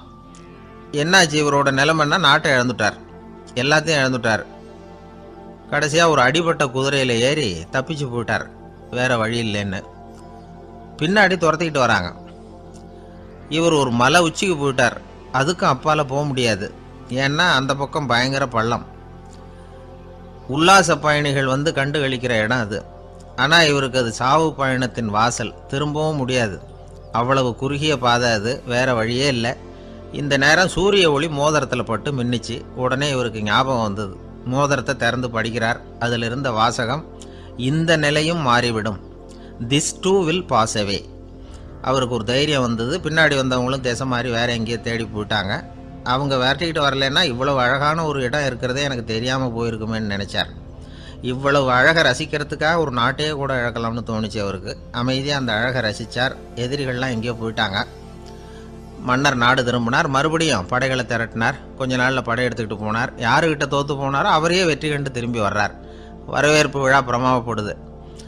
ஆடல் பாடல் கோலாகலம். இதை பார்த்தது அந்த ராஜாவுக்கு தலைகால புரியல. நம்மளை இனிமேல் யாராலையும் ஜெயிக்க முடியாதுன்னு நினச்சார். அகம்பாவம் லேசாக எட்டி பார்த்தது. இப்போ மறுபடியும் சூரிய ஒளிப்பட்டு மோதிரம் மின்னிச்சு. அதை திறந்து மறுபடியும் படிக்கிறார். இந்த நிலைமையும் மாறிவிடும், this too will pass away. அவ்வளவுதான். அவர் மனசு அடங்க ஆரம்பிச்சுட்டுது, ஆணவம் போயிட்டுது. இதிலேருந்து நாம் தெரிஞ்சுக்க வேண்டியது என்னென்னா, எந்த சூழ்நிலையிலையும் நாம் கவலைப்பட வேண்டியதில்லை. ஏன்னா இங்கே எதுவுமே நிரந்தரம் இல்லை. அந்த ராஜா மாதிரியே நம்ம ஆள் ஒருத்தன் ஒரு மோதிரம் போட்டிருந்தான், அதுக்குள்ளே அவன் எழுதி வச்சுருந்த வாசகம், எதுக்கும் கவலைப்படாதே அப்படிங்கிறது தான். ஒரு நாள் பயங்கரமான கவலையோடு உட்காந்துருந்தான். பக்கத்தில் இருந்தவங்க சொன்னாங்க, இது மாதிரி சந்தர்ப்பத்தில் தான் நீ உன் மோதிரத்தை திறந்து பார்க்கணும்னாங்க. இவனுக்கு கவலையோடு எரிச்சலும் சேர்ந்துக்கிட்டது. அது எப்படி முடியும், இப்போ திருட்டு போனது என்னோட அந்த மோதிரம் தானே அப்படின்னு சொல்லிவிட்டு தலையில் கை வச்சுட்டு உட்காந்துட்டான். இப்படிலாம் சொல்கிறது உண்டு.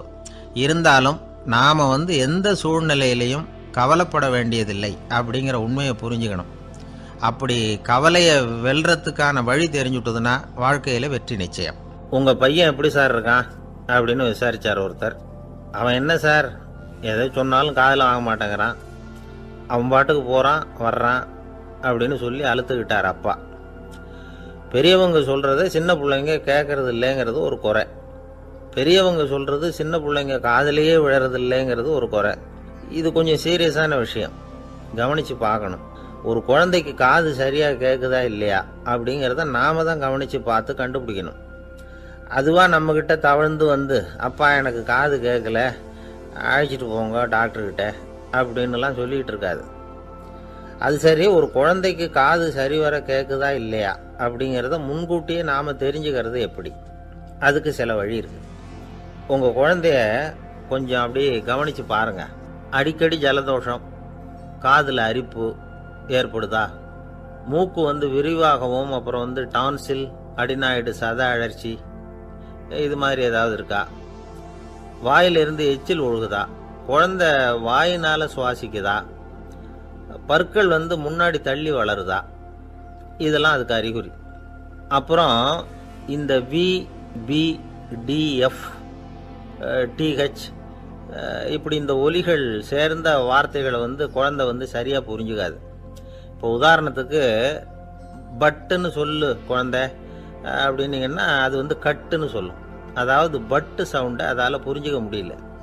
அப்புறம் உங்கள் குழந்தை உங்களை உறக்க பேச சொல்கிறானா, அடிக்கடி கேள்வி கேட்குறானா, சாப்பிட்றப்போ கவனம் இல்லாமல் இருக்கானா, படிப்பில் போதுமான முன்னேற்றம் இல்லையா, வகுப்பில் சரியாக கவனிக்கிறது இல்லையா, இப்படிலாம் இருந்தால் ஆரம்பத்திலேயே டாக்டர்கிட்ட அழைச்சிட்டு போய் சிகிச்சையை ஆரம்பிச்சுடலாம், குணப்படுத்தி விடலாம்.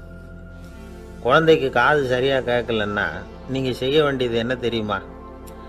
அவனுக்கு காது கேட்கலேங்கிறதுக்காக அவன் முன்னாடி சத்தம் போட்டு பேசக்கூடாது. மெதுவாக சீராக பேசணும், அவனை பார்த்து பேசணும். உங்கள் உதட்டு அசைவுகள் அவனுக்கு உதவும், அதை பார்த்தே புரிஞ்சுக்குவான். நீங்கள் வாயில் வெத்தலை பாக்கு போட்டுக்கிட்டோ புகை பிடிச்சிக்கிட்டோ பேசக்கூடாது. அப்படி பேசினா அவனால் அந்த உச்சரிப்பை சரியாக புரிஞ்சிக்க முடியாது. ஒரு வார்த்தையை சொல்கிறீங்க, அவனுக்கு புரியல அப்படின்னா அதே வார்த்தையை மறுபடியும் சொல்லணும். அவனுக்கு நீங்கள் முதல்ல சொன்ன வார்த்தை புரியலேன்னு நினச்சிக்கிட்டு மறுபடியும் திருப்பி சொல்கிறப்போ அதே அர்த்தம் வரக்கூடிய வேற வார்த்தையை சொல்லக்கூடாது. இப்படிலாம் நடந்துக்கிட்டா அவனுக்கு மன திடத்தை ஏற்படுத்த முடியும். இல்லைன்னா அவனுக்கு தாழ்வு மனப்பான்மை வந்துடும். குழந்தைக்கு காது கோளாறுன்னா ஆரம்பத்திலேயே டாக்டர்கிட்ட அழைச்சிட்டு போனால் போதும், குணப்படுத்தி விடலாம். அப்புறம் பார்த்துக்கலாமே அப்படின்னு அலட்சியமாக இருந்துட்டாதான் கஷ்டம். சில பேர் கோபத்தில் சின்ன பிள்ளைங்க காதை பிடிச்சி திருகிறது உண்டு. இது ரொம்ப தப்பு. காது கையோடு வந்துட்டா என்ன பண்ணுறது? ஒரு வேடிக்கை கதை, அது கதை தான், நிஜமாக நடந்ததில்லை, அது மாதிரி நடக்கவும் நடக்காது. ஒரு வேடிக்கைக்காக சொல்லப்படுற கதை. அதாவது ஒரு வீட்டில் அப்பா அம்மாவை பார்த்து சொல்லிகிட்டு இருக்கார், இதை பாரு, நாளைக்கு காலையில் என்னை சீக்கிரம் எழுப்பி விட்ரு, நான் செங்கல்பட்டு வரைக்கும் போயிட்டு வர வேண்டியிருக்கு அப்படின்னாராம். இதை அவங்க பையன் காதில் வாங்கிட்டு இருக்கான். அப்பாவுக்கு சிரமம் வேண்டாமே அப்படின்னு நினச்சி அவனே காலையில் யாருக்கும் தெரியாமல் எழுந்திரிச்சு புறப்பட்டு செங்கல்பட்டுக்கு போட்டான். சாயந்தரமாக திரும்பி வந்தான். அப்பா பையனை காணாமல் அலமோதிக்கிட்டு இருக்கிறார். சாயந்தரமாக பையனை பார்த்ததும் எங்கடா போயிட்டு வந்தேன்னு கேட்டார் கோவமா. செங்கல்பட்டுக்கு போயிட்டு வந்தேப்பா, நீ வேணா அலைய வேண்டாமேன்னு அப்படின்னா. எதுக்கடா போனேன்னு அதட்டினார். அதான்ப்பா, நீ நேற்று அம்மா கிட்ட சொல்லிக்கிட்டு இருந்த, அதை காதில் வாங்கினேன், உனக்காக நான் போயிட்டு வந்தேன் அப்படின்னா. உடனே எந்த காதில் வாங்கினேன் அப்படின்னு சொல்லி காதை பிடிச்சி திருகுனார். அந்த காது கையோடு வந்துட்டுது. இது நடந்து கொஞ்ச நாள் கழித்து அந்த அப்பாவும் பையனும் கடத்தெருவில் போய்கிட்டு இருக்கிறாங்க. எதிரில் ஒரு நாய் ஓடி வந்தது. அதுக்கு 2 காதும் இல்லை. என்ன இது, இந்த நாய்க்குட்டிக்கு 2 காதும் இல்லை அப்படின்னாரு அப்பா. அதுக்கு பையன் சொல்கிறான், அப்பா அது 2 தடவை செங்கல்பட்டுக்கு போயிட்டு வந்துருவோம் அப்படின்னானா. ஒரே ஒரு ஊரில் ஒரு அம்மா இருந்தாங்க. அந்த அம்மாவுக்கு ஒரே ஒரு பிள்ளையாண்டான். அவனுக்கு ரொம்ப அக்கறையோடு கல்யாணம் பண்ணி வச்சாங்க. கல்யாணம் முடிஞ்சதும் மருமக பொண்ணு வீட்டுக்கு சேர்ந்தது. அப்பாடா, என் கடமை முடிஞ்சது, இனிமே அக்கடான்னு எங்கேயாவது ஒரு மூலையில் படுத்து கிடக்கலாம் அப்படின்னு நினச்சாங்க அந்த அம்மா. ஆனால் நினைக்கிறபடி எங்கே நடக்குது? அதுக்கப்புறம் தான் பிரச்சனையே ஆரம்பமாச்சு. மருமகள் குணம் சரியில்லை, ஒரு மாதிரி. அந்த பொண்ணு வீட்டுக்கு வந்ததுமே முதல் வேலையாக மாமியாரை பார்த்து, அதுதான் நான் வந்துட்டேன்ல, இனிமேல் உங்களுக்கு என்ன வேலைங்க, புறப்பட வேண்டியது தானே, காசி ராமேஸ்வரம்னு எங்கேயாவது போங்க அப்படின்ட்டு தான். மாமியாரை பார்த்தாங்க, கொஞ்சம் யோசனை பண்ணாங்க. இந்த பாருமா, நீ இப்படி சொல்கிறதுக்கு முன்னாடியே வீட்டை விட்டு புறப்படணுங்கிற முடிவுக்கு நான் வந்துட்டேன். வீட்டை மட்டும் இல்லை, இந்த உலகத்தை விட்டே கூட போகிறதுக்கு தயாராக இருக்கிறேன். ஆனால் ஒரே ஒரு விஷயத்துக்காக என் உயிரை கையில் பிடிச்சிக்கிட்டு இருக்கிறேன் அப்படின்னாங்களாம். என்ன விஷயம்னு கேட்டது இந்த மருமக பொண்ணு. வேற ஒன்றும் இல்லை, என் பிள்ளைக்கு கல்யாணம் பண்ணி வச்சுட்டேன். ஒரு பேர புள்ள பிறந்து அதை என் கண்ணால் பார்த்துட்டேன்னா நான் எங்கே வேணும்னாலும் போகிறதுக்கு தயாராக இருக்கிறேன் அப்படின்னாங்களாம் அந்த மாமியார். மாமியார் இப்படி சொல்கிறதுலேயும் நியாயம் இருக்கிறதாக பட்டுது அந்த பொண்ணுக்கு. சரி, அப்படியே இருந்து பார்த்துட்டு போகலாம் அப்படின்னு அனுமதி கொடுத்தது. கொஞ்ச காலத்தில் ஒரு பேரன் பிறந்தான். அந்த அம்மாவும் பேரனை கண்ணால் பார்த்துட்டாங்க. சரி, பேரனை பார்த்தாச்சுல்ல, இனிமேல் புறப்பட வேண்டியது தானே அப்படின்னது மருமக பொண்ணு. மாமியார் பார்த்தாங்க, நீ சொல்கிறது சரிதாம்மா, அதில் ஒன்றும் தப்பு இல்லை. என்னோட பேரன் உங்களை அம்மா அப்பான்னு கூப்பிடுறதை என் காது குளிர கேட்டுட்டு போயிடுறேனே அப்படின்னாங்களாம். சரி, அந்த ஆசையை நிறைவேறட்டும் அப்படின்னு காத்துக்கிட்டு இருந்தாங்க. பேரன் வளர்ந்தான், நடந்தான், பள்ளிக்கூடம் போனால், பெரியவனானான். மருமக பொண்ணு மறுபடியும் மாமியாரை விரட்ட ஆரம்பிச்சுட்டுது, இன்னும் புறப்படலையான்னு. இதை பாருமா, இது வரைக்கும் இருந்துட்டேன். பேரனோட கல்யாணத்தையும் கண்ணால் பார்த்தா தான் இந்த கட்டை வேகும் போல் இருக்குது அப்படின்னு சொல்லி ஒரு மாதிரியாக பேச ஆரம்பித்தாங்க. இதுவும் நியாயமான ஆசையாக தான் படுது அப்படின்னு அது யோசிச்சிருக்கு அந்த பொண்ணு. சரின்னு அதுக்கும் ஒத்துக்கிட்டது. உடனே பேரனுடைய கல்யாணமும் முடிஞ்சது ஒரு வழியாக. இனிமேல் ஒரு நொடி கூட இங்கே இருக்கக்கூடாது, புறப்படுங்க அப்படின்னு மாமியாரை விரட்டிச்சான் அந்த பொண்ணு. இப்போ அந்த மாமியார் தன்னோட மருமகளை பார்த்து சொல்கிறாங்க, இதோ கிளம்பிட்டேம்மா, என் மூட்டை முடிச்செல்லாம் கட்டிக்கிட்டேன், புறப்பட்டுவிட்டேன். அப்படியே நீயும் உன் துணிமணிகளை மூட்டை கட்டிக்கிட்டு கிளம்பிடும், என்னோட சேர்ந்து 2 பேருமா சேர்ந்து போயிடலாம் அப்படின்னாங்களாம். அந்த பொண்ணு முழிக்குது. முழிக்காதே, உனக்கும் ஒரு மருமக வந்துட்டா, இனிமேல் நீயும் ஒரு மாமியார் தானே, உனக்கும் இனிமேல் இங்கே வேலை இல்லை, புறப்படு அப்படின்னாங்களாம். அப்போ தான் அந்த பொண்ணு சிந்திக்க ஆரம்பிச்சுதான், தன்னோட தவறு புரிஞ்சுதான். இந்த தகவலை கேட்டுக்கிட்டு இருக்கிற மருமகள்லாம் இதை பற்றி கொஞ்சம் யோசித்து பார்க்கணுங்கிறதுக்காகத்தான் இதை சொல்கிறோம் மாமியார்கள் சார்பாக. கொஞ்ச நாளைக்கு முன்னாடி ஒரு பொண்ணை பார்த்து பேசுகிற சந்தர்ப்பம் கிடைச்சிது ஒரு கல்யாண வீட்டில். அந்த பொண்ணு சொல்லிச்சு, சார், எனக்கு கல்யாணம் ஆகி 15 வருஷம் ஆகுது, நான் மாமியார்கிட்ட சண்டை போட்டதே இல்லை அப்படின்னு ரொம்ப அடக்கமாக சொல்லிச்சு. அது எப்படிம்மா சாத்தியமாச்சுன்னு கேட்டோம். எனக்கு கல்யாணம் ஆகி 15 வருஷம்தான் ஆச்சு, ஆனால் என் மாமியார் செத்து போய் 20 வருஷத்துக்கு மேலே ஆயிட்டுது அப்படின்னுது. லோகமானிய பாலகங்காதர திலகர் இருந்தார்ல, அவருக்கு 15 வயசுலேயே கல்யாணம் நடந்துதான். மனைவி பேர் தபிபாய். ரொம்ப பெரிய குடும்பத்து பொண்ணு, நல்ல குணம். அவங்க குடும்பம் நடத்திக்கிட்டு இருக்கிறாங்க. அந்த காலத்தில் திருடர்கள் பயம் அதிகம். இந்த காலத்தில் மட்டும் என்னன்னு கேட்குறீங்களா? நீங்கள் கேட்குறது நியாயம்தான். இருந்தாலும் இந்த காலத்து திருடனுக்கும் அந்த காலத்து திருடனுக்கும் ஒரு முக்கியமான வித்தியாசம் உண்டு. அதாவது அந்த காலத்து திருடன்லாம் நியாயம் அநியாயம் பார்க்குறது உண்டு, இந்த காலத்தில் அப்படி பார்க்குறது இல்லை. அந்த காலத்தில் திருட வர்றவங்கள்ட்ட கூட ஒரு தார்மீக உணர்வு உண்டாம். அதாவது அப்போ உள்ள கொள்ளைக்காரங்க எதை களவாடினாலும் சரி, அரிசியை மட்டும் களவாடுறது இல்லையா, அப்படி ஒரு கொள்கை. அதனால் பாருங்கள், அந்த காலத்து பெண்கள் நகை நட்டுகளை பத்திரமா வைக்கணும்னா பெட்டியில் வைக்கிறது இல்லை, அரிசி பானையில் போட்டு வச்சு விடுறது. இப்போல்லாம் பேங்க்கில் சேஃப்டி லாக்கர்னு இருக்குல்ல, அது மாதிரி அந்த காலத்தில் சேஃப்டி லாக்கருங்கிறது அரிசி பானை. இந்த வளையல், மூக்குத்தி, தோடு இப்படி எதுவாக இருந்தாலும் அதில் போட்டு பத்திரமா வச்சுருவாங்க. திருடன் அரிசி பானை பக்கம் போகிறதில்ல. ஏன்னா சாப்பிட்ற விஷயத்தில் கை வைக்கக்கூடாது, அது பாவம் அப்படின்னு அவன் நினைக்கிறான். திலகரோட மனைவி தபிபாயும் அதே மாதிரி தன்னுடைய ஆபரணங்களை ஒரு அரிசி பானைக்குள்ளே போட்டு மூடி வச்சுருந்தாங்களாம். இப்படி இருந்தப்போ ஒரு நாள் ஒரு பிச்சைக்கார பொண்ணு வீடு வீடாக பிச்சை கேட்டுக்கிட்டே வந்திருக்குது. திலகர் வீட்டுக்கும் தர்மம் போடுங்க தாயே அப்படின்னு தான் அந்த பொண்ணு. அந்த அம்மா தபிபாய் காதில் இது விழுந்திருக்கு. உடனே கை நிறைய அரிசி அள்ளிக்கிட்டு போட்டிருக்கு. பாத்திரத்தில் அரிசியை போட்டதுக்கு அப்புறம் தான் தெரியுது, பளிச்சுன்னு கண்ணில் படுது. அதாவது அந்த அம்மாவோட வைர மூக்குத்தி ஒன்று அரிசியோடு சேர்ந்து அந்த பிச்சைக்கார பொண்ணு பாத்திரத்தில் போய் விழுந்துட்டுது. இந்த அம்மாவுக்கு மனசுக்குள்ளே குழப்பம், என்ன இப்படி ஆகிட்டுதே, மூக்குத்தி போயிட்டுதே, பிச்சை பாத்திரத்துலேருந்து அதை எப்படி எடுக்கிறது அப்படின்னு தயக்கம். வாயை திறந்து அதை கேட்கறதுக்கும் கூச்சம். திண்ணையில் உட்காந்துருந்த திலகர் இவ்வளவையும் பார்த்துக்கிட்டு இருக்கிறார். மனைவியின் மனசுக்குள்ளே நடக்கிற மௌன போராட்டத்தை அவர் நல்லா புரிஞ்சுக்கிட்டாராம். மனைவியை பார்த்து சொன்னாராம், தபீபாய், இது தெய்வ சம்மதம். அவளுக்கு சேர வேண்டிய மூக்குத்தி அவகிட்ட போயிட்டுது. பிச்சை பாத்திரத்தில் விழுந்த மூக்குத்தியை எடுக்க வேணாம் அப்படின்னாராம். சரின்னு சொல்லிவிட்டு மேற்கொண்டு எதுவும் சொல்லாமல் அந்த அம்மா வீட்டுக்குள்ளே போயிட்டாங்களாம். இந்த காலத்துலலாம் அது மாதிரி நடக்குமா? வெறும் அரிசியை போட்டுட்டு விவகாரம் பண்ணிகிட்டு இருக்க மாட்டோமா? ஒரு பெரிய மனுஷன் வீட்டுக்கு ஒரு பிச்சைக்காரன் வந்தான். ஐயா, நாங்கள் பிச்சைக்காரங்கள்லாம் சேர்ந்து ஒரு சங்கம் வச்சுருக்குறோம், அதுக்கு நிதி சேர்க்குறோம், அதுக்கு ஒரு 100 ரூபா கொடுத்தீங்கன்னா எங்களுக்கு பெரிய உதவியாக இருக்கும் அப்படின்னானா. அதெல்லாம் ஒன்றும் கொடுக்க முடியாது போ அப்படின்னாரான் அவர். அப்படின்னா ஒரு 50 ரூபாயாவது கொடுங்களேன் அப்படின்ட்டுருக்கான். அதுவும் முடியாதுன்னு சொல்லிவிட்டார்.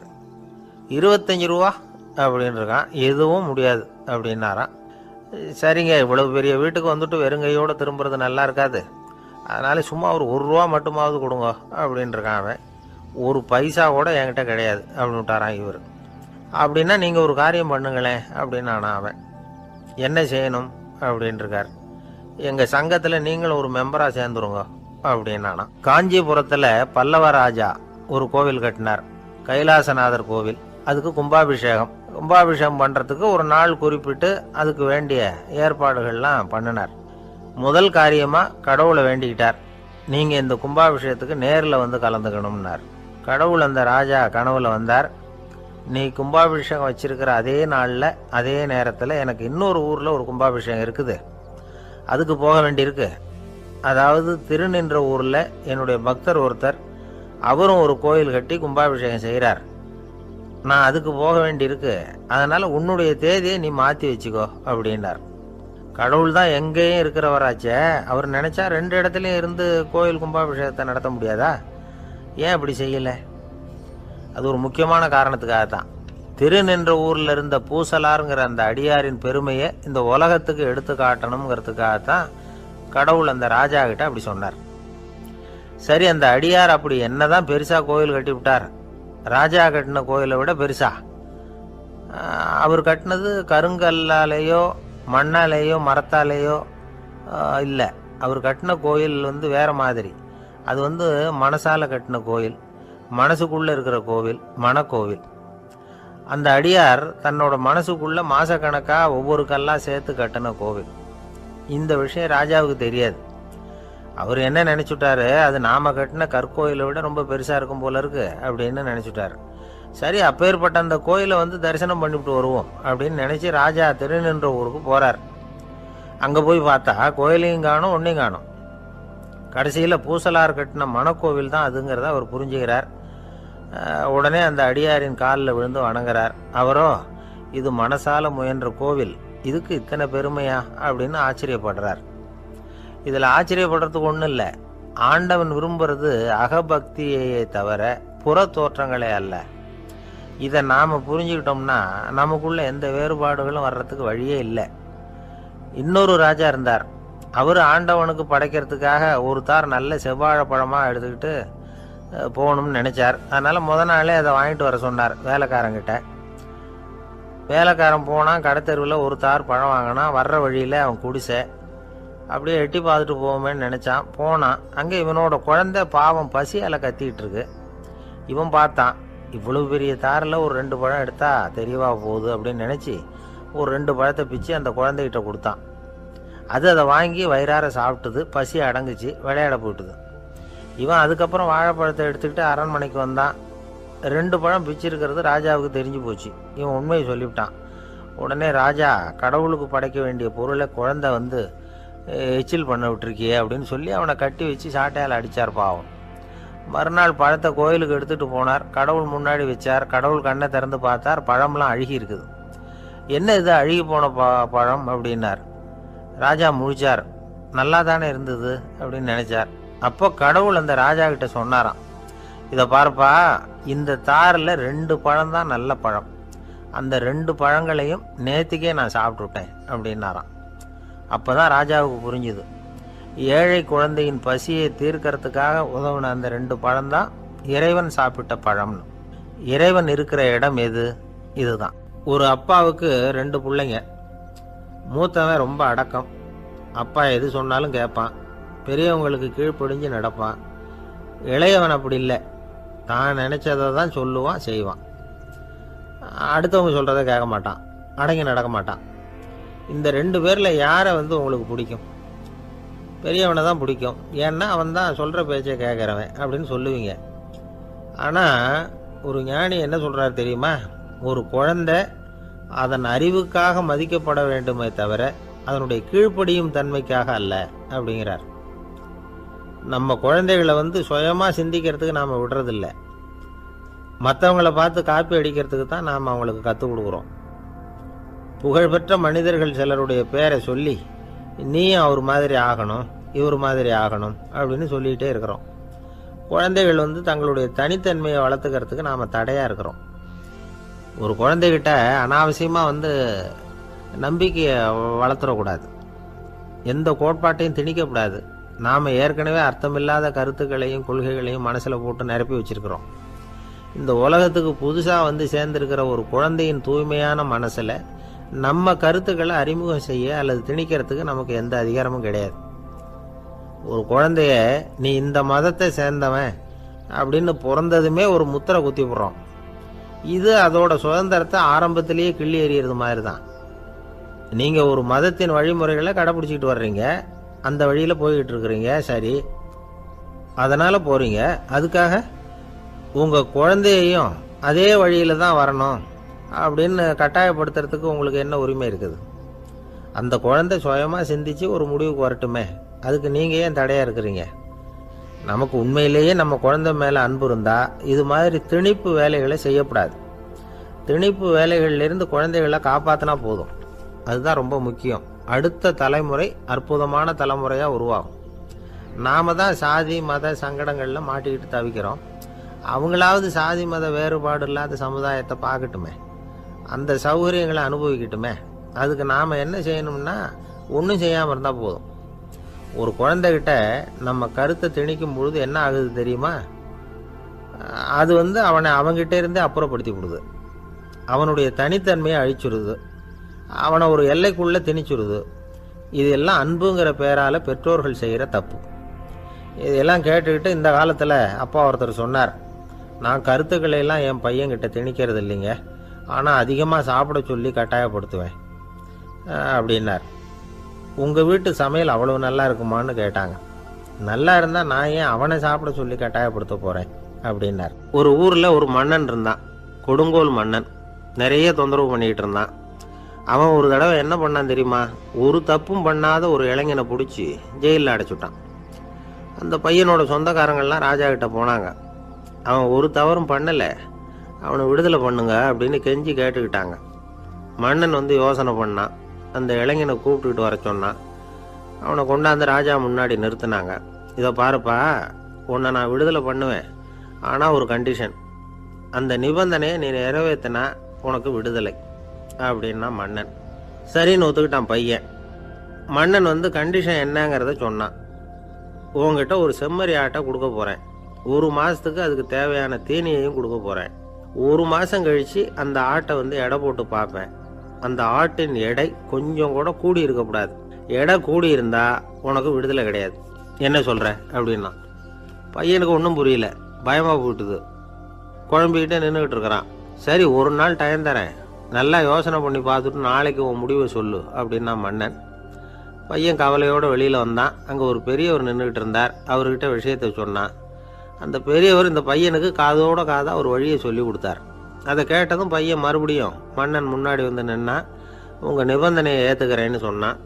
மன்னன் ஒரு ஆட்டுக்குட்டியையும் அதுக்கு 1 மாதத்துக்கு தேவைப்படுற தீவனத்தையும் கொடுக்கும்படியாக உத்தரவு போட்டான். கொடுத்தாங்க, ஓட்டிட்டு போயிட்டான். 1 மாதம் தினமும் தவறாமல் அந்த தீவனத்தை ஆட்டுக்குட்டிக்கு போட்டுக்கிட்டு இருக்கிறான். 1 மாதம் கழித்து அந்த ஆட்டை அரண்மனைக்கு ஓட்டிகிட்டு போனான். மன்னன் அதை எடை போட்டு பார்க்குறான், எடை கூடவே இல்லை, அப்படியே தான் இருக்குது. உடனே போட்ட நிபந்தனைப்படி அந்த இளைஞனை விடுதலை பண்ணிவிட்டான். சரி, ஆட்டுக்கு எடை கூடாமல் இருக்கிறதுக்கு அந்த பெரியவர் சொல்லி கொடுத்த யோசனை என்ன அப்படின்னா, அது வேற ஒன்றும் இல்லை. அந்த ஆட்டுக்கு எதிரில் அது கண்ணில் படுற மாதிரி ஒரு ஓநாயை கட்டி போட சொன்னார். அவ்வளவுதான். ஆட்டுக்கு ஓநாய்ங்கிறது பிறவி பகை. ஓநாயை பார்த்தா ஆடு நடுங்க ஆரம்பிச்சிடும், அவ்வளவு பயம். தினமும் அந்த ஆடு பயந்துக்கிட்டே தீனி சாப்பிட்டுது, எடை கூடல. அதுதான் ரகசியம். இது சின்ன பிள்ளைங்களுக்கான ஒரு கதை. இதிலேருந்து தெரிஞ்சுக்க வேண்டிய உண்மை என்னென்னா, நாமெல்லாம் சாப்பிட்றப்போ மனசும் உடம்பும் அமைதியாக இருக்கணும். அப்போ தான் அது உடம்புல ஒட்டும். அவசரத்துலேயும் பயத்துலையும் சாப்பிட்டா அது சரியாக ஜீரணமாகாது. இன்னொரு ராஜா இருந்தார். அவரும் ஒரு இளைஞனை ஜெயிலில் அடைச்சி விட்டார். விடுதலை பண்ணணும்னா ஒரு கண்டிஷன்னார். என்னன்னு கேட்டான். ஒரு ஆட்டுக்குட்டியை அவன் முன்னாடி கொண்டாந்து நிறுத்துவேன். நீ அதுக்கிட்ட ஒரு கேள்வி கேட்கணும். அதுக்கு சரியான பதிலை சொல்லணும். அப்படி செஞ்சுட்டா உனக்கு விடுதலைன்னார். இளைஞன் யோசனை பண்ணி பார்த்தான். சரின்னு ஒத்துக்கிட்டான். அது பிரகாரமே ஆட்டுக்குட்டியை பதில் சொல்ல வச்சுட்டான். என்ன நடந்தது தெரியுமா? ஆட்டுக்குட்டியை கொண்டாந்து நிறுத்தினாங்க. இவன் மெதுவாக அதுக்கிட்ட போனான். அது காதுகிட்ட போய் ஏப்ரலுக்கு அடுத்த மாதம் என்ன மாதம்னு கேட்டான். அது உடனே மேன்னு கத்திச்சு. இவன் விடுதலை ஆயிட்டான். ஒரு நாள் ராமர் அரசவையில் உட்கார்ந்துருக்கிறார். ராமராஜ்யம் நடந்துக்கிட்டு இருந்த நேரம். அந்த சமயத்தில் ஒரு நாய் அரச சபைக்கு வந்துதான். அது தலையில் அடிபட்டு ரத்தம். அந்த கோலத்தில் அது அங்கே வந்தது. எல்லாரும் ஆச்சரியமாக அதை பார்த்தாங்க. ராமரும் அந்த நாயை பார்த்தார். நீங்கள் வந்த காரியம் என்ன நடந்தது? எதுவாக இருந்தாலும் பயப்படாமல் சொல்லு அப்படின்னார். உடனே அந்த நாய் மெதுவாக சொல்ல ஆரம்பிச்சுதான். ஐயா, நான் தெருவில் போய்கிட்டு இருந்தேன். வழியில் ஒருத்தர் வந்தார். அவர் வேத சாஸ்திரம்லாம் படித்த பெரியவர். அவர் எந்த காரணமும் இல்லாமல் அவர் கையில் வச்சுருந்த குச்சியால் என் தலையில் அடிச்சுட்டார்.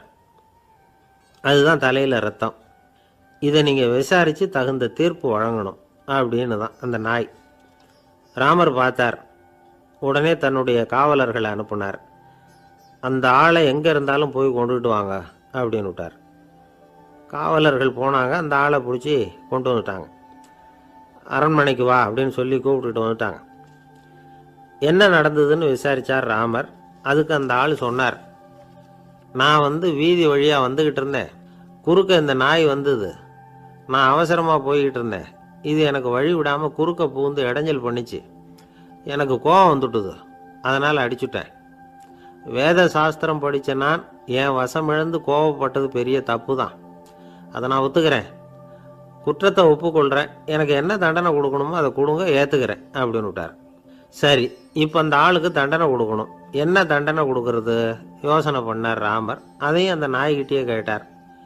நீயே சொல்லு, என்ன தண்டனை கொடுக்கலாம் இவருக்கு அப்படின்னார்.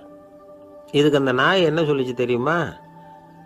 இவரை ஏதாவது ஒரு கோயிலுக்கு தர்மகர்த்தாவாக நியமனம் பண்ணிவிடுங்க, அதுதான் இவருக்கு சரியான தண்டனை அப்படின்னுது. இதை கேட்டதும் ராமர் முகத்தில் புன்னகை. ஆனால் அங்கே இருந்த மற்றவங்களுக்கெல்லாம் ஆச்சரியம். அது எப்படி தப்பு செஞ்சவங்களுக்கு தண்டனை கொடுக்கறது தானே நியாயம், அதை விட்டுட்டு தர்மகர்த்தா பதவியை கொடுக்க சொல்லுது இந்த நாய் அப்படிங்கிற ஆச்சரியம். இந்த சந்தேகத்தை அந்த நாய்கிட்டே கேட்டாங்க அங்கே இருந்தவங்க. இதுக்கு அந்த நாய் பதில் சொல்லிச்சான். நான் போன பிறவியில் ஒரு கோயிலுக்கு தர்மகர்த்தாவாக இருந்தேன். எவ்வளவோ கவனமாக எச்சரிக்கையாக தான் என்னுடைய கடமைகளை எல்லாம் செஞ்சுக்கிட்டு வந்தேன். அப்படி இருந்தாலும் சில சமயங்களில் என்னையும் மீறி கோயில் செல்வத்தை நான் அனுபவிக்கிறதுக்கு காரணமாயிட்டேன். ஒரு கோவிலுக்கு தர்மகர்த்தாவாக இருக்கிறவங்க எப்படியும் இந்த பாவத்திலேருந்து தப்பிக்கிறது கஷ்டம். அதனால தான் நான் இந்த பிறவியில் நாயாக பிறந்து இப்படி கஷ்டப்படுறேன். இதே நிலைமை இந்த ஆளுக்கும் ஏற்படணும் அப்படிங்கிறதுக்காக தான் அவரையும் ஒரு கோயிலுக்கு தர்மகர்த்தாவை நியமிக்கும்படி கேட்டுக்கிட்டேன் அப்படின்னு தான் இந்த நாய். இதிலேருந்து என்ன தெரியுது? எந்த பதவியில் நாம் இருந்தாலும் நமக்கு தெரியாமல் கூட அதை தவறாக உபயோகப்படுத்தக்கூடாதுங்கிறத இதிலேருந்து புரிஞ்சுக்கணும். இல்லைன்னா அடுத்த பிறவியில் நாயாக பிறந்து எங்கேயாவது போய் வாழை ஆட்டிட்டு நிற்க வேண்டியது தான். கோவில் வாசலில் 2 நாய் பேசிக்கிட்டு இருந்துதான். போன ஜென்மத்தில் நான் மனுஷனாக தான் இருந்தேன். ஒரு கோவில் பூசாரி பேச்சை கேட்டுவிட்டு அவரோட கூட்டு சேர்ந்துக்கிட்டு ஆண்டவன் போட்டிருந்த நகையெல்லாம் அபகரித்து என்கிட்ட கொடுத்தாரு அவர். நான் எடுத்துகிட்டு வந்துட்டேன். திருடினது அந்த ஆள் தான், எடுத்துக்கிட்டு வந்தது தான் நான். இருந்தாலும் நான் மட்டும் நாயாக பிறந்துட்டேன். இப்போ மட்டும் அந்த பூசாரி என்கிட்ட மாட்டினா கடித்து குதறி விடுவேன் அப்படின்னு தான். அவசரப்பட்டு அப்படி செஞ்சுடாதே. பதிலுக்கு அவரும் உன்னை திருப்பி கடித்தாலும் கடிச்சிருவார். ஏன்னா அவரும் இப்போ ஒரு நாயாக தான் பிறந்திருக்கிறார் அப்படின்னு தான் இன்னொன்று. அது எப்படி உனக்கு தெரியும்னு தான் இது. நான் தானே அது அப்படின்னு தான் அந்த நாய். கணவன் மனைவி அன்பாக இருக்கணும். ஒருத்தர் நல்லா புரிஞ்சுக்கணும். விட்டு கொடுக்குற மனப்பான்மை வேணும். அதுதான் ஒரு நல்ல குடும்பம். இன்றைக்கி பல குடும்பங்களில் அர்த்தமில்லாத சண்டைகள் தான் அதிகம். கிராமப்புறங்களில் வேடிக்கையாக ஒரு கதை சொல்லுவாங்க. ஒரு ஊரில் ஒரு ஆள் இருந்தான். வேலை வெட்டி இல்லாமல் சும்மாவே இருந்தான். அவனுக்கு கல்யாணம் பண்ணி வச்சாங்களாம். மனைவி சேர்ந்தா. சும்மாவே உட்காந்துருக்கிறியே, ஏதாவது சம்பாதிக்கிற வழியை பாரு அப்படின்ட்டுருக்கா. அதுக்கு தான் யோசனை பண்ணிகிட்டு இருக்கிறேன் ஒரு அருமையான ஐடியா அப்படின்னு நானா. என்ன அது சொல்லு அப்படின்ட்டுருக்கா அவன். ஒரு ஆட்டுக்குட்டி வாங்க போகிறேன்ருக்கான். அதை வாங்கி என்ன பண்ண போகிறேன்னா, அந்த குட்டி வளரும், பெருசாகும், அதுக்கப்புறம் அது நிறைய குட்டி போடும் அப்படின்ட்டுருக்கான். சரி, அப்புறம் என்ன, அதையெல்லாம் சந்தையில் கொண்டுட்டு போய் விற்றுவிட்டு அந்த காசுக்கு ஒரு எருவு மாடு வாங்கலாம். சரி, அது எதுக்கு? எருவு மாடு நிறைய பால் கொடுக்கும், அதை கொண்டுகிட்டு போய் பால் பண்ணையில் கொடுப்பேன், அல்லது நானே விற்றுருவேன், கை நிறைய காசு கிடைக்கும். அதுக்கப்புறம் ஒரு பசுமாடு வாங்குவேன், பாலையும் விற்கலாம், நாமளும் காய் போட்டு சாப்பிட்லாம், இப்படிலாம் சொல்லியிருக்கான். அப்போ அந்த பொண்ணு சொல்லிச்சான், அடுத்த தெருவில் இருக்கிற எங்கள் அம்மா வீட்டுக்கும் கொஞ்சம் பால் கொடுத்து அனுப்பலாம் அப்படின்ட்டுருக்கான் அந்த பொண்ணு.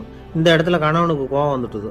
அது எப்படி உங்கள் அம்மா வீட்டுக்கு எதுக்கு கொடுக்கணும், அதெல்லாம் முடியாதுன்றிருக்கான். இந்த இடத்துல சண்டை ஆரம்பமாயிட்டுது.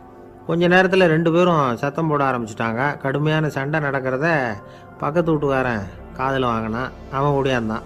அவனுக்கு தெரியும், வாங்காத மாட்டுக்காக இப்படி சண்டை போட்டுக்கிட்டு இருக்கிறாங்கங்கிறது அவனுக்கு புரியும்.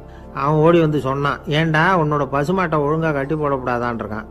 என்னடா சொல்கிறேன்னா இவன், உன் மாடு என் தோட்டத்தில் வந்து மேய்ஞ்சுட்டுது, பயிரெலாம் நாசமாயிட்டுது, 10,000 ரூபா அளவுக்கு சேதம், அதை வாங்கிட்டு போகிறதுக்கு தான் வந்தேன், குடுறா 10,000 நானா. இவன் அரண்டு போயிட்டான். அப்புறம் சொன்னான், டேய் நான் இன்னும் மாடே வாங்கலையே, அதுக்குள்ளே அது வந்து எப்படிடா உன் தோட்டத்தில் மேயும், என்னடா உளர்றேன்ருக்கான். நீ தாண்டா இப்போ உளறிக்கிட்டு இருக்க, மாடே வாங்கலை, அதுக்குள்ளே எப்படிடா வந்து உன்னுடைய மனைவி அவங்க அம்மா வீட்டுக்கு பால் கொடுத்து அனுப்ப முடியும் அப்படின்னு அவன் கேட்டானா. நம்மளுக்கு இப்போ தான் புத்தி வந்துதான், அர்த்தமே இல்லாத சண்டை போட்டுக்கிட்டு இருக்கிறோம் அப்படிங்கிறத அவன் புரிஞ்சுக்கிட்டானான். இது நம்ம முன்னோர்கள் சொல்லியிருக்கிற ஒரு கதை. சண்டையில் தான் அர்த்தம் இல்லையே தவிர கதையில் அர்த்தம் உண்டு. அதாவது இல்லாத விஷயங்களுக்காக சண்டை போட்டுக்கிட்டு இல்லறத்தை வீணாக்கிக்கிட்டு இருக்கிற மனிதர்கள் இன்றைக்கு நிறைய பேர் இருக்கிறாங்க. ஒருத்தன் தன்னுடைய மனைவியை பற்றி மாமனார்கிட்ட புகார் சொன்னானா, மாமா உங்கள் பொண்ணு அர்த்தமில்லாத சண்டை போடுறா, எதுக்கு எடுத்தாலும் எடுத்தெறிஞ்சு பேசுகிறா அப்படின்ட்டுருக்கான். நீ எப்படி மாப்பிள்ளை அதை சமாளிக்கிற அப்படின்னு கேட்டிருக்காரு அவர். அவள் எடுத்தெறியறது என் மேலே படாமல் ஒதுங்கி நின்றுக்கிறேன் அப்படின்னு நானா இவன். ஒரு சிகை அலங்கார கூடம், ரொம்ப சுறுசுறுப்பாக எல்லாரும் வேலை செஞ்சிகிட்டு இருக்கிறாங்க. முடிவெட்டிக்க வந்திருக்கிறவங்க நிறைய பேர், எல்லாரும் வரிசையாக உட்காந்துருக்குறாங்க. அந்த சமயத்தில் திடீர்னு கதவை திறந்துக்கிட்டு ஒருத்தர் உள்ளே வர்றார். அவர் ஒரு பெரிய மனிதர். அவரும் முடிவெட்டிக்கிறதுக்காக தான் உள்ளே வந்திருக்கிறார். அவரை பார்த்த உடனே அங்கே வரிசையில் உட்காந்துருந்தவங்க எல்லாரும் எழுந்திரிச்சு அவர்கிட்ட வந்துட்டாங்க. அவரை சுற்றி நின்றுக்கிட்டாங்க. எப்படி இருக்கிறீங்க, நல்லா இருக்கீங்களா அப்படின்னு விசாரிக்க ஆரம்பிச்சிட்டாங்க. எல்லாம் முடிஞ்சதும் வந்தவர் கேட்டார், வரிசையில் கடைசியாக இருக்கிறவர் யார் அப்படின்னு கேட்டார். ஏன்னு கேட்டாங்க. நான் அதுக்கு அடுத்தபடியாக உட்காரணும், அதுக்காக தான் கேட்குறேன் அப்படின்னார். உடனே அங்கே இருந்தவங்கள்லாம் என்ன சொன்னாங்க தெரியுமா, நீங்கள் வந்து வரிசையில் காத்திருக்கக்கூடாது, நீங்கள் அரசாங்கத்தின் தலைவர், உங்களுக்கு நேரம் முக்கியம், அதனால் நீங்கள் முன்னாடி போங்க அப்படின்னு சொன்னாங்க. ஆனால் அதை அவர் கேட்கல. தோழர்களே, உங்களுடைய கருத்துக்கு ரொம்ப நன்றி, எல்லாரும் வரிசையாக தான் வரணும், அதுதான் முறை, வரிசையில் வரணுங்கிற நடைமுறையை நானும் பின்பற்ற விரும்புகிறேன், நாம் எல்லாரும் சமமானவர்கள் அப்படின்னார். இப்படி சொல்லிவிட்டு வரிசையில் கடைசியாக இருந்த ஒரு நாற்காலியில் போய் உட்காந்துக்கிட்டார். தன் சட்டை பையில் இருந்த ஒரு செய்தித்தாளை எடுத்தார், படிக்க ஆரம்பிச்சிட்டார். ஆனால் அங்கே இருந்தவங்களால இதை வந்து பார்த்துக்கிட்டு சும்மா இருக்க முடியல. ஒருத்தர் எழுந்திரிச்சு வந்தார். ஐயா, இப்போ என்னுடைய முறை வந்திருக்குது, நான் தான் போக வேண்டிய முறை, உங்களை இங்கே காத்திருக்க வைக்கிறத விட ஒரு 5 ஆண்டுகளுக்கு கூட நான் வந்து முடிவெட்டிக்காமே இருந்துட முடியும் அப்படின்னார். அவர் மறுபடியும் சொன்னார், ஐயா நீங்கள் வந்து வரிசை முறையை தாண்டி போக விருப்பப்படல, சரி, ஆனால் என்னுடைய முறையை வந்து மாற்றி கொடுக்கறதுக்கு எனக்கு வந்து முழு உரிமை இருக்குது, இதுக்கு பதிலாக உங்களுடைய கடைசி இடத்த நான் எடுத்துக்கிறேன், இதை நீங்கள் மறுக்க முடியாதுன்னார். அங்கே இருந்த மற்றவங்களும் இதை ஒரு மனசாக வற்புறுத்த ஆரம்பிச்சிட்டாங்க. அந்த பெரிய மனிதர் பார்த்தார், சரின்னு கடைசியாக ஒத்துக்கிட்டார். அவர் யார் தெரியுமா, அவர் தான் மாவீரர் லெனின். ரஷ்யாவில் கிரெம்ளின் சிகை அலங்கார கூடத்தில் தான் இது நடந்தது. எல்லாரும் இந்நாட்டு மன்னர்கள்னு வாயளவில் பேசுகிறதுல என்ன பிரயோஜனம், நாம் எல்லாரும் சமங்கிறத நடைமுறையில் கடைப்பிடிச்சி காட்டினவங்க கொஞ்சம் பேர் தான். அவங்களில் ஒருத்தர் தான் லெனின். வரிசையில் நின்று வர்றதுங்கிறது ஒரு சிறந்த பண்பு, உயர்ந்த பண்பு. இன்றைக்கி பல இடங்களில் அது நமக்கு தேவைப்படுது. ஒரு ரேஷன் கடைவாசல், கடை திறக்கிறதுக்கு முன்னாடியே எல்லோரும் வந்து வரிசையில் நின்றுட்டாங்க. கடைசியாக வந்த ஒருத்தர் க்யூவில் முன்னாடி போகிறதுக்கு முயற்சி பண்ணுறார். ஏற்கனவே நின்றுட்டு இருக்கிறவங்க அவரை முன்னாடி போகிறதுக்கு விட மாட்டேங்கிறாங்க. கடைசியாக போய் நில்லையா அப்படின்னு எல்லோரும் கத்துறாங்க. அதை அவர் காதில் வாங்கலை, முண்டி அடிச்சுக்கிட்டு முன்னாடி போகிறதுக்கே முயற்சி பண்ணிகிட்டு இருக்கிறார். எல்லாரும் சேர்ந்து அவரை வலுக்கட்டாயமாக இழுத்து கொண்டாந்து பின்னாடி கொண்டு போய் நிறுத்திவிட்டாங்க. நிறுத்திவிட்டு சொன்னாங்க, அதை பாருப்பா, நாங்கள் இருக்கிற வரைக்கும் நீங்கள் முன்னாடி போய் எதையும் வாங்க முடியாது, தெரிஞ்சுக்கோ அப்படின்னாங்க. இப்போ அந்த ஆள் சொன்னாராம், நான் இங்கே பின்னாடி நிற்கிற வரைக்கும் நீங்களும் எதுவும் வாங்க முடியாது அப்படின்னாராம். ஏன்னு கேட்டிருக்கிறாங்க. நான் தான் அந்த கடையை திறக்க வேண்டிய ஆள் அப்படின்னா. ஒரு சராசரி மனிதனுடைய இயல்பு என்ன? இன்பம் வந்தால் துள்ளி குதிப்பான், துன்பம் வந்தால் சோர்ந்து போய் ஒரு மூலையில் உட்காந்துருவான். இவன் தான் சராசரி மனிதன். ஆனால் ஒருத்தன் இன்பம் வந்தால் அதுக்காக மகிழ்ச்சி அடையிறதில்ல, துன்பம் வந்தால் அதுக்காக சோர்ந்து போகிறதில்ல அப்படின்னு வச்சுக்கோங்க. அப்படி இருந்தால் அவன் சாதாரண ஆள் கிடையாது. ஒரு ஊரில் ஒரு ஞானி இருந்தார். அவரை தேடிட்டு ஒரு பெரியவர் வந்தார். ஐயா, ஞானத்தில் சிறந்த ஞானம் எது அப்படின்னு கேட்டாராம். இதுக்கு அந்த ஞானி என்ன பதில் சொன்னார் தெரியுமா? இன்பத்தினால மகிழ்ச்சி அடையாமலும் துன்பத்தினால சோர்வு அடையாமலும் இருக்கிறது தான் அந்த ஞானம், பெரிய ஞானம் அப்படின்னாராம். சரி சுவாமி, அப்படிப்பட்ட ஞானம் உங்களுக்கு எப்படி வந்ததுன்னு கேட்டிருக்காரு இவர். அதை நான் ஒரு கழுதைகிட்ட இருந்து கற்றுக்கிட்டேன் அப்படின்னாராம் அவர். இவருக்கு ஒன்றும் புரியல, ஒரு மாதிரியாக முழிச்சிருக்கிறார். இதை அவர் புரிஞ்சுக்கிட்டார். நீங்கள் நாளைக்கு காலையில் நம்முடைய ஆசிரமத்துக்கு வாங்க, புரிய வைக்கிறேன்னாராம். சரின்னு அவர் போயிட்டார். மறுநாள் காலையில் ஆசிரமத்துக்கு வந்து சேர்ந்தார். ஞானி அவரை கூப்பிட்டு உட்கார வச்சார். வாங்க, வந்து இப்படி உட்காருங்க, கொஞ்ச நேரத்தில் இந்த வழியாக ஒரு கழுதை போகும், அதை கவனித்து பாருங்கன்னாராம். இவருக்கு இன்னமும் ஒன்றும் புரியாமல் போச்சு, ஒரே குழப்பம். இருந்தாலும் அந்த ஞானி சொன்னது மாதிரியே உட்காந்துருக்கிறார். கொஞ்ச நேரத்தில் அந்த வழியாக ஒரு கழுதை போச்சு. அது முதுக நிறைய அழுக்கு மூட்டைகள், அதை சுமந்துக்கிட்டு போகுது. ஒரு சலவை தொழிலாளி அதை ஓட்டிகிட்டு போகிறார். கொஞ்சம் தூரத்தில் ஒரு ஆறு இருக்குது. அங்கே போய் துணியெல்லாம் சுத்தப்படுத்திக்கிட்டு சாயந்தரமாக திரும்பி இந்த வழியாகவே வருவாங்க. ஞானி சொன்னது மாதிரியே இந்த பெரியவர் அழுக்கு மூட்டையை சுமந்துக்கிட்டு போகிற அந்த கழுதையை கவனித்தார். கழுதை போயிட்டுது. அதுக்கப்புறம் ஞானியை திரும்பி பார்த்தார். இப்போ அந்த ஞானி சொன்னார், சாயந்தரம் வரைக்கும் நீங்கள் இங்கேயே இருக்கணும்னார். அதே மாதிரி இவர் இருந்தார். சாயந்தரமாக அந்த ஞானி சொன்னார், ஐயா, இப்போ கொஞ்ச நேரத்தில் அந்த கழுதை இந்த வழியாக திரும்பி வரும், அதையும் கவனித்து பாருங்கன்னார். இவரும் கவனித்து பார்க்குறார். கழுதை வந்தது. அது முதுகில் சலவை செய்யப்பட்ட துணி மூட்டை, அது பாட்டுக்கு சுமந்துக்கிட்டு போய்கிட்டு இருக்குது. பெரியவருக்கு ஒன்றும் புரியல, பொறுமை இழந்துட்டார். சரி சுவாமி, இந்த கழுதைக்கும் உங்கள் ஞானத்துக்கும் என்ன சம்பந்தம் அப்படின்னார். இப்போ அந்த ஞானி விளக்கினார். ஐயா, இந்த கழுதை இதே மாதிரி தினமும் காலையில் அழுக்கு மூட்டைகளை சுமந்துக்கிட்டு ஆற்றுக்கு போகுது, மாலையில் வெண்மையான சுத்தமான துணிகளை சுமந்துக்கிட்டு திரும்பி ஊருக்கு போகுது. காலையில் இது போகும்பொழுது முதுகில் அழுக்கு மூட்டைகளை சுமந்துக்கிட்டு போகிறோமேங்கிற வருத்தமும் அதுக்கு கிடையாது. சாயந்தரம் திரும்பி வரும்பொழுது சுத்தமான துணிகளை சுமந்துக்கிட்டு வர்றோமேங்கிற மகிழ்ச்சியும் அதுக்கு இல்லை. இதை பார்த்து தான் நானும் அது மாதிரி ஞானத்தை கற்றுக்கிட்டேன் அப்படின்னாராம். அதனால் யார் கற்றுக் கொடுக்குறாங்க அப்படிங்கிறத விட எதை கற்றுக்கிறோம் அப்படிங்கிறது தான் முக்கியம். ஒரு சினிமா பார்க்குறோம், ஒரு அருவி கொட்டுறது மாதிரி காட்சி வருது, தண்ணீர் வழியுது. படம் முடிஞ்சதும் பார்த்தீங்கன்னா அந்த திரை என்ன நனைஞ்சு போயா இருக்கும். ஒரு தீப்பிடிச்சு எரியிற காட்சியை சினிமாவில் பார்க்குறீங்க, காட்சி முடிஞ்சதும் அந்த வெண் திரையே கருகி போயா இருக்கும். படத்தில் வர்ற தண்ணீரும் நெருப்பும் அந்த திரையை பாதிக்கிறது இல்லை.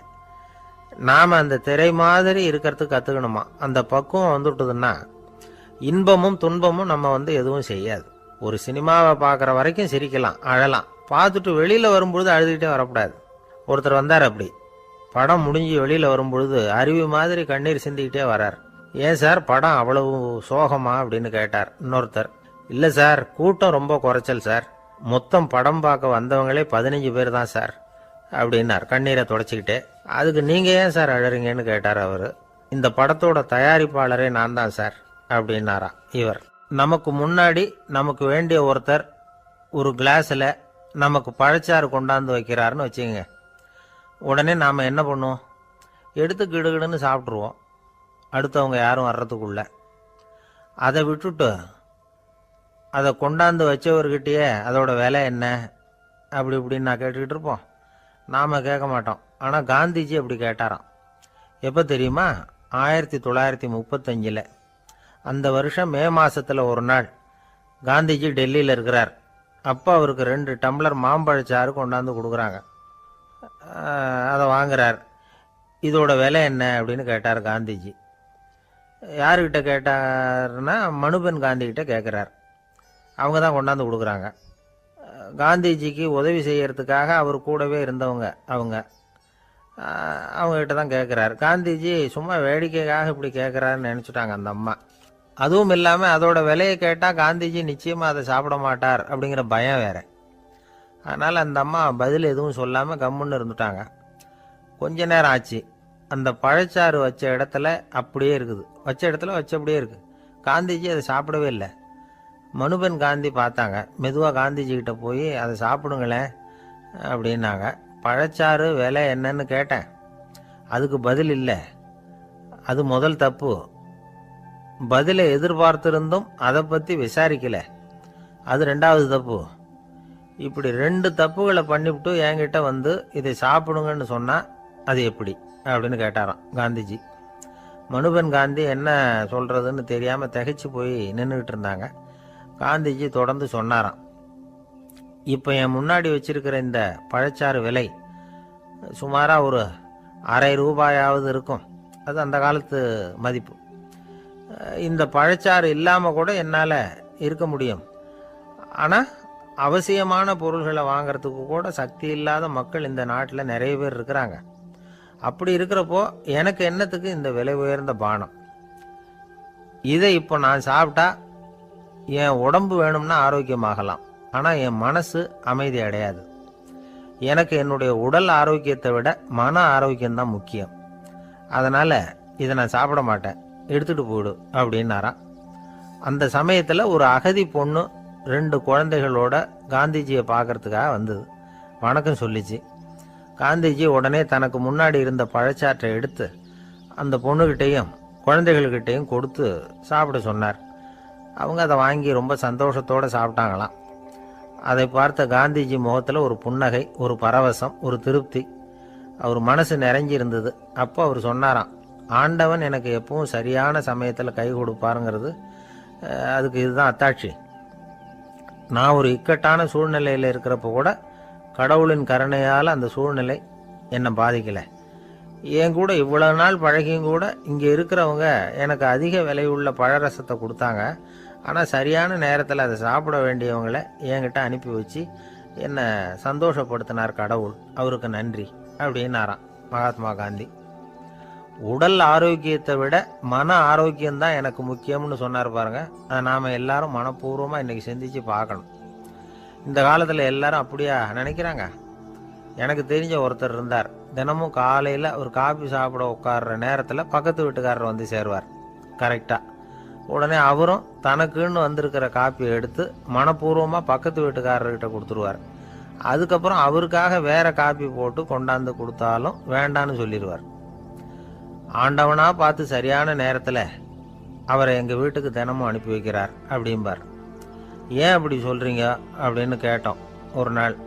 அதுக்கு அவர் சொல்கிறார், எனக்கு என்னோட உடல் ஆரோக்கியம்தான் முக்கியம். இதை கடவுள் புரிஞ்சுக்கிட்டு எங்கள் வீட்டு காப்பியை சாப்பிட்றதுக்கு தினமும் அடுத்த வீட்டுக்காரனை அனுப்பி வைக்கிறார் அப்படின்னார் அவர். ஒரு நீதிமன்றம், அங்கே ஒரு கொலை வழக்கு சம்பந்தமாக விசாரணை நடந்துக்கிட்டு இருக்குது. அந்த வழக்கறிஞர் ரொம்ப தீவிரமாக வாதாடிக்கிட்டு இருக்கிறார். தன்னுடைய கட்சிக்காரர் நிரபராதிங்கிறது அவருக்கு நல்லா தெரியும். அதனால தான் அவர் சார்பாக வாதாடுறதுக்கே ஒத்துக்கிட்டார். அப்படி அவர் மும்முரமாக வாதாடிக்கிட்டு இருக்கிற சமயத்தில் அவசரமாக தந்தி ஒன்று வந்து சேர்ந்தது. அதை வாங்கி படித்து பார்த்தார். அதுக்கப்புறம் அதை மடித்து தன்னுடைய கோட்டு பையில் வச்சுக்கிட்டு தொடர்ந்து வாதாட ஆரம்பிச்சிட்டார். பேசி முடித்தார். அதுக்கப்புறம் அங்கே கோர்ட்டில் இருந்த சக வக்கீல்கள் அவர்கிட்ட வந்தாங்க. தந்தி ஒன்று வந்ததே, என்ன விஷயம் அப்படின்னு விசாரிச்சாங்களாம். அப்போ அவர் சொல்லியிருக்கிறார், ஊரில் சிகிச்சைக்காக போயிருந்த என்னுடைய மனைவி இறந்து போனதாக தந்தி வந்திருக்குது அப்படின்னாராம். மற்ற வக்கீல்களுக்கு அதிர்ச்சி. என்னங்க இது, மனைவி இறந்ததை விட கேஸு முக்கியமா உங்களுக்கு அப்படின்னு கேட்டிருக்கிறாங்க. இறந்து போன என் மனைவி மறுபடியும் திரும்பி வர போகிறதில்ல. ஆனால் என்னுடைய கட்சிக்காரர் ஒரு கொலை வழக்கில் மாட்டிக்கிட்டார். அவரும் நிரபராதி. அவர் உசுரை நான் காப்பாற்ற வேணாமா? இதுதான் என்னுடைய கடமை அப்படின்னாராம். இப்படி இவர் சொன்னதும் எல்லாரும் அப்படியே திகைச்சு போய் நின்றுட்டாங்களாம். சரி, கடமைக்கு முக்கியத்துவம் கொடுத்த அந்த வழக்கறிஞர் யார் தெரியுமா? அவர் தான் இரும்பு மனிதர் சர்தார் வல்லபாய் பட்டேல். குஜராத் மாநிலத்தில் 1875 அக்டோபர் 31 அன்றைக்கு ஜாவேரி பாய் அப்படிங்கிறவருக்கு 4வது பிள்ளையா அவர் பிறந்தாராம். இந்த ஜாவேரி பாய் யார் தெரியுமா? ஜான்சி ராணி லட்சுமி பாய் போர் படையில் ஒரு வீரராக பணிபுரிஞ்சவர். இளம் வயசில் வல்லபாய் பட்டேல் ரொம்ப சிரமப்பட்டு படிச்சிருக்கார். விடாமுயற்சி வெற்றியை கொடுத்தது. கல்லூரியிலையும் காலடி வச்சார். அதுக்கப்புறம் வக்கீல் பட்டத்தையும் வாங்கினார். பிரிட்டிஷ் ஆட்சி நடந்துகிட்டு இருந்த சமயம் குஜராத்தை சேர்ந்த பர்டோலி தாலுகாவில் விவசாயிகள் மேலே அரசாங்கம் திடீர்னு நிலவரியை வசதி விட்டு தான். ஏழை விவசாயிகள் ரொம்ப கஷ்டப்பட்டிருக்காங்க. அரசாங்கம் வரி செலுத்தாத விவசாயிகளின் நிலங்களை எல்லாம் ஜப்தி செஞ்சுதான். அரசாங்கத்தை எதிர்க்கிறவங்களையெல்லாம் கைது பண்ணி சிறையில் அடைச்சுட்டாங்களாம். சில பேர் வீடு வாசல் ஆடு மாட்டையெல்லாம் விற்று கூட வரி கட்ட வேண்டிய நிலைமைக்கு ஆளாயிட்டாங்க. வழக்கறிஞர் வல்லபாய் படேல் நில வரியை உடனே ரத்து பண்ணணும் அப்படின்னு பம்பாய் கவர்னருக்கு ஒரு கடிதம் எழுதினார். எந்த பலனும் இல்லை. உடனே எல்லா விவசாயிகளையும் அணி திரட்டினார். அதுக்கு தானே தலைமை தாங்கினார். சத்தியாகிரகம் நடத்தினார். அந்த பகுதியில் எந்த வேலையும் நடக்கலை. வேறு வழி இல்லை. ஆட்சியாளர்கள் உடனே வரியை ரத்து பண்ணாங்க. சிறையில் இருந்தவங்களெல்லாம் வெளில விட்டாங்க. 1928 ஆகஸ்ட் 6 சர்க்காருக்கும் விவசாயிகளுக்கும் இடையில் ஒரு உடன்பாடு ஏற்பட்டது. அதுக்கப்புறம் தான் நிலைமை சரியாக போச்சான். வல்லபாய் படேலின் பொது சேவையை பாராட்டின பொதுமக்கள் அவருக்கு சர்தார் அப்படிங்கிற பட்டத்தை கொடுத்தாங்களாம். சர்தார்னா தலைவர் அல்லது தளபதின்னு அர்த்தம். இரும்பு மனிதர்னு இவருக்கு பேர். இருந்தாலும் நகைச்சுவை உணர்வும் இவருக்கு நிறைய உண்டு. ஒரு தடவை ஒரு பத்திரிகை நிருபர் வந்திருக்கார். சர்தார் பட்டேல்கிட்ட அவருக்கு பிடிச்ச பண்பாடு கலாச்சாரம் எது அப்படின்னு கேட்கணும்னு ஆசை. அதனால் அவரை பார்த்து கேட்டாராம், ஏங்க உங்களுக்கு பிடிச்ச கல்ச்சர் எது அப்படின்னு கேட்டிருக்கார். இதுக்கு சர்தார் பட்டேல் சொன்ன பதில் என்ன தெரியுமா? எனக்கு பிடிச்ச கல்ச்சர் அக்ரிகல்ச்சர் அப்படின்னாராம். ஒருத்தர் குதிரை ரேஸுக்கு போனார். பணம் கட்டினார், தோற்று போயிட்டார். மறுபடியும் போனார், பணம் கட்டினார், தோற்று போனார். அடுத்த தடவையும் பணம் கட்ட போனப்போ அவரை தடுத்து கேட்டோம், ஏன் சார் ஏற்கனவே விட்டது போதாதா, இன்னமும் இருக்கிறத விடணுமா அப்படின்னு கேட்டோம். விட்டதையெல்லாம் மொத்தமாக எடுக்க வேணாமா சார், அதுக்காக தான் தொடர்ந்து பணம் கட்டுறேன்னார் அவர். இவரை திருத்துறது ரொம்ப கஷ்டம். இது ஒரு மனநோய். மனநோய்களில் பல வகை உண்டு. மனநோய்கள் பிரிவு அட்டவணையில் சூதாட்டம்ங்கிறது அவதியுறும் நோய் அப்படிங்கிற தலைப்பில் வருது. சூதாட்டம் 2 வகைப்படும்னு சொல்கிறாங்க உளவியல் நிபுணர்கள். ஒரு வகை எப்படின்னா, நண்பர்களோடு சேர்ந்துக்கிட்டு மகிழ்ச்சியும் கிளர்ச்சியும் அடையிறதுக்காக ஈடுபடுறது. பிரச்சனைகளை தீர்க்கறதுல ஒரு ஆர்வம். கேளிக்கைக்காக கொஞ்சம் விட்டு பிடிக்கிறது அப்படிங்கிற மனுஷனுடைய அடி மனசில் உள்ள விபரீத பிணைய சுபாவம், இதெல்லாம் அதுக்கு காரணம். இன்னொரு வகை எப்படின்னா, சூதாட்டத்தில் ஈடுபட்டு ஒரு கட்டாய நிலைமைக்கு ஆளாயிடுறது. ஈடுபடு அப்படின்னு மனசு ஒரு வெறித்தன்மையை தூண்டிக்கிட்டே இருக்கும். இப்படிப்பட்டவங்களுக்கு நாம் தோத்துக்கிட்டு இருக்கோங்கிறது தெரியும். நாம் ஜெயிக்கிறதுக்கான சந்தர்ப்பம் இல்லைங்கிறதும் தெரியும். இதனால் நமக்கும் கஷ்டம், நம்ம சுற்றி இருக்கிறவங்களுக்கும் கஷ்டங்கிறதும் புரியும். அப்படி இருந்தும் சூதாடுவாங்க. இதுக்கு காரணம் சூதாடியின் பகற்கனவு அப்படிங்கிறாங்க நிபுணர்கள். இந்த நிலைமைக்கு கட்டாய சூதாட்டம் அல்லது நிர்பந்த சூதாட்டம் அப்படின்னு பேர் வச்சிருக்கிறாங்க. இப்படிப்பட்ட ஆசாமி இருக்கிறது பூரா விட்டுருவான், கடன் வாங்குவான், திருடுவான். இருந்தாலும் என்னைக்காவது ஒரு நாள் ஜெயிச்சிருவேன் அப்படின்னு சொல்லிக்கிட்டே இருப்பான். விட்டதை எடுத்துருவேங்கிற ஒரு நம்பிக்கை சுடர் அவனுக்குள்ளே எரிஞ்சுக்கிட்டே இருக்கும். இவனை மனநோயாளி அப்படின்னு சொல்லிட முடியாதான். என்ன காரணம்னா, இது மாதிரி ஆளுங்க கிட்ட மன போராட்டமோ கவலையோ பதட்டமோ இருக்கிறது இல்லை. சில விசேஷமான குணங்கள் இவங்க கிட்ட உண்டு. எதிர்ப்பு உணர்ச்சி, சிறுபிள்ளைத்தனம், சட்ட திட்டங்களையும் சம்பிரதாயங்களையும் உட தெரியாத மனப்போக்கு, பொறுப்பில்லாத தன்மை, நெறி தவறி நடக்கிறது எல்லாம் இவங்ககிட்ட உண்டு. ஆனால் வெளிப்பார்வைக்கு ரொம்ப சிநேகமாக இருப்பாங்க, அன்பாக இருப்பாங்க. அப்படி இருக்கிறதாக காட்டிக்குவாங்க. ஆதாயம், சுயலாபம் இதெல்லாம் கருதி தான் பழகுவாங்க. இவங்க கேட்குறப்ப நாம் பணம் கொடுக்கலன்னு வச்சுக்கோங்க, நம்மளை கை விட்டுருவாங்க. நம்ம மேலே அபாண்டமாக பழி சுமத்துறது கூட தயங்க மாட்டாங்க. தங்களுடைய சூதாட்ட நடவடிக்கைகளுக்கு சாதகமான காரணங்களை சொல்லிகிட்டு இருப்பாங்க. நீ வேணும்னா பாரு, ஒரே நாளில் நான் இழந்ததையெல்லாம் மீட்டு லட்சாதிபதி ஆறேன்னா இல்லையா பாரு அப்படிம்பாங்க. தோற்று போகிறத ஒரு படிப்பினையாக இவங்க எடுத்துக்கிறதே இல்லை. தோற்று போகிறதுலேயே இவங்களுக்கு ஒரு அலாதியான சுகம். தனக்குத்தானே துன்பத்தை வரவழைச்சிக்கிட்டு இன்பம் அடையிறதுக்கு தன்வதை சுகம் அப்படின்னு பேர். இவங்கெல்லாம் அந்த ரகம். சில பேர் எப்படி தெரியுமா, மந்திர எண்ணங்களை வரவழைச்சிக்கிறது, சூதாடுறதுக்காக ஆஃபீஸில் கையாடல் பண்ணுறது, அடுத்தவங்க கிட்ட இருந்து திருடுறது. இந்த மந்திர எண்ணம் தீவிரமாச்சுன்னா ஒரு மாதிரியாக பேச ஆரம்பிச்சிருவாங்க. தோல்விதான் சார் வெற்றிக்கு முதல் படியும்பாங்க. தன்னால் பகடக்காய்களையும் குதிரை ஓட்டிகளையும், அதாவது இந்த ஜாக்கிகள், அதெல்லாம் கட்டுப்படுத்த முடியுங்கிற பித்து நிலைக்கு இவங்கெல்லாம் தள்ளப்பட்டுருவாங்க.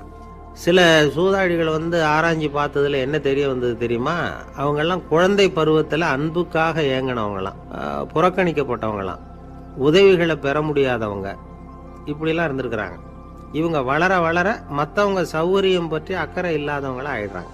அதிர்ஷ்ட தேவதை தன்னோட இருக்கிறாங்க அப்படிங்கிற அசையாத நம்பிக்கை இவங்களுக்கு. இவங்களை திருத்துறது ரொம்ப கஷ்டம். அதனால் பந்தயம், சூதாட்டம் இது மாதிரியான விஷயங்களை விட்டு விலகியே இருக்கிறது தான் நமக்கு நல்லது. ஒரு ஆள் சொன்னான், என்னுடைய குதிரை வேகமாக ஓடுறதுக்கு என்ன வழி அப்படின்னு கால்நடை மருத்துவர்கிட்ட யோசனை கேட்டேன். அவர் ஒரு பாட்டில் நிறைய மாத்திரைகளை கொடுத்து தினம் 2 மாத்திரை விதமாக கொடுக்க சொன்னார். முதல் நாள் 2 மாத்திரையை கொடுத்துட்டு அது மேலே ஏறி உட்கார்றதுக்கு போனேன். அவ்வளவுதான். அதுக்குள்ளே அது அம்பு மாதிரி பாஞ்சு ஓடி போச்சு. நான் இன்னும் உட்காரவே இல்லை, அதுக்குள்ளே பாஞ்சு ஓடி போச்சு அப்படின்னா. அடடா, அப்புறம் நீங்கள் என்ன பண்ணீங்க அப்படின்னு கேட்டாங்க.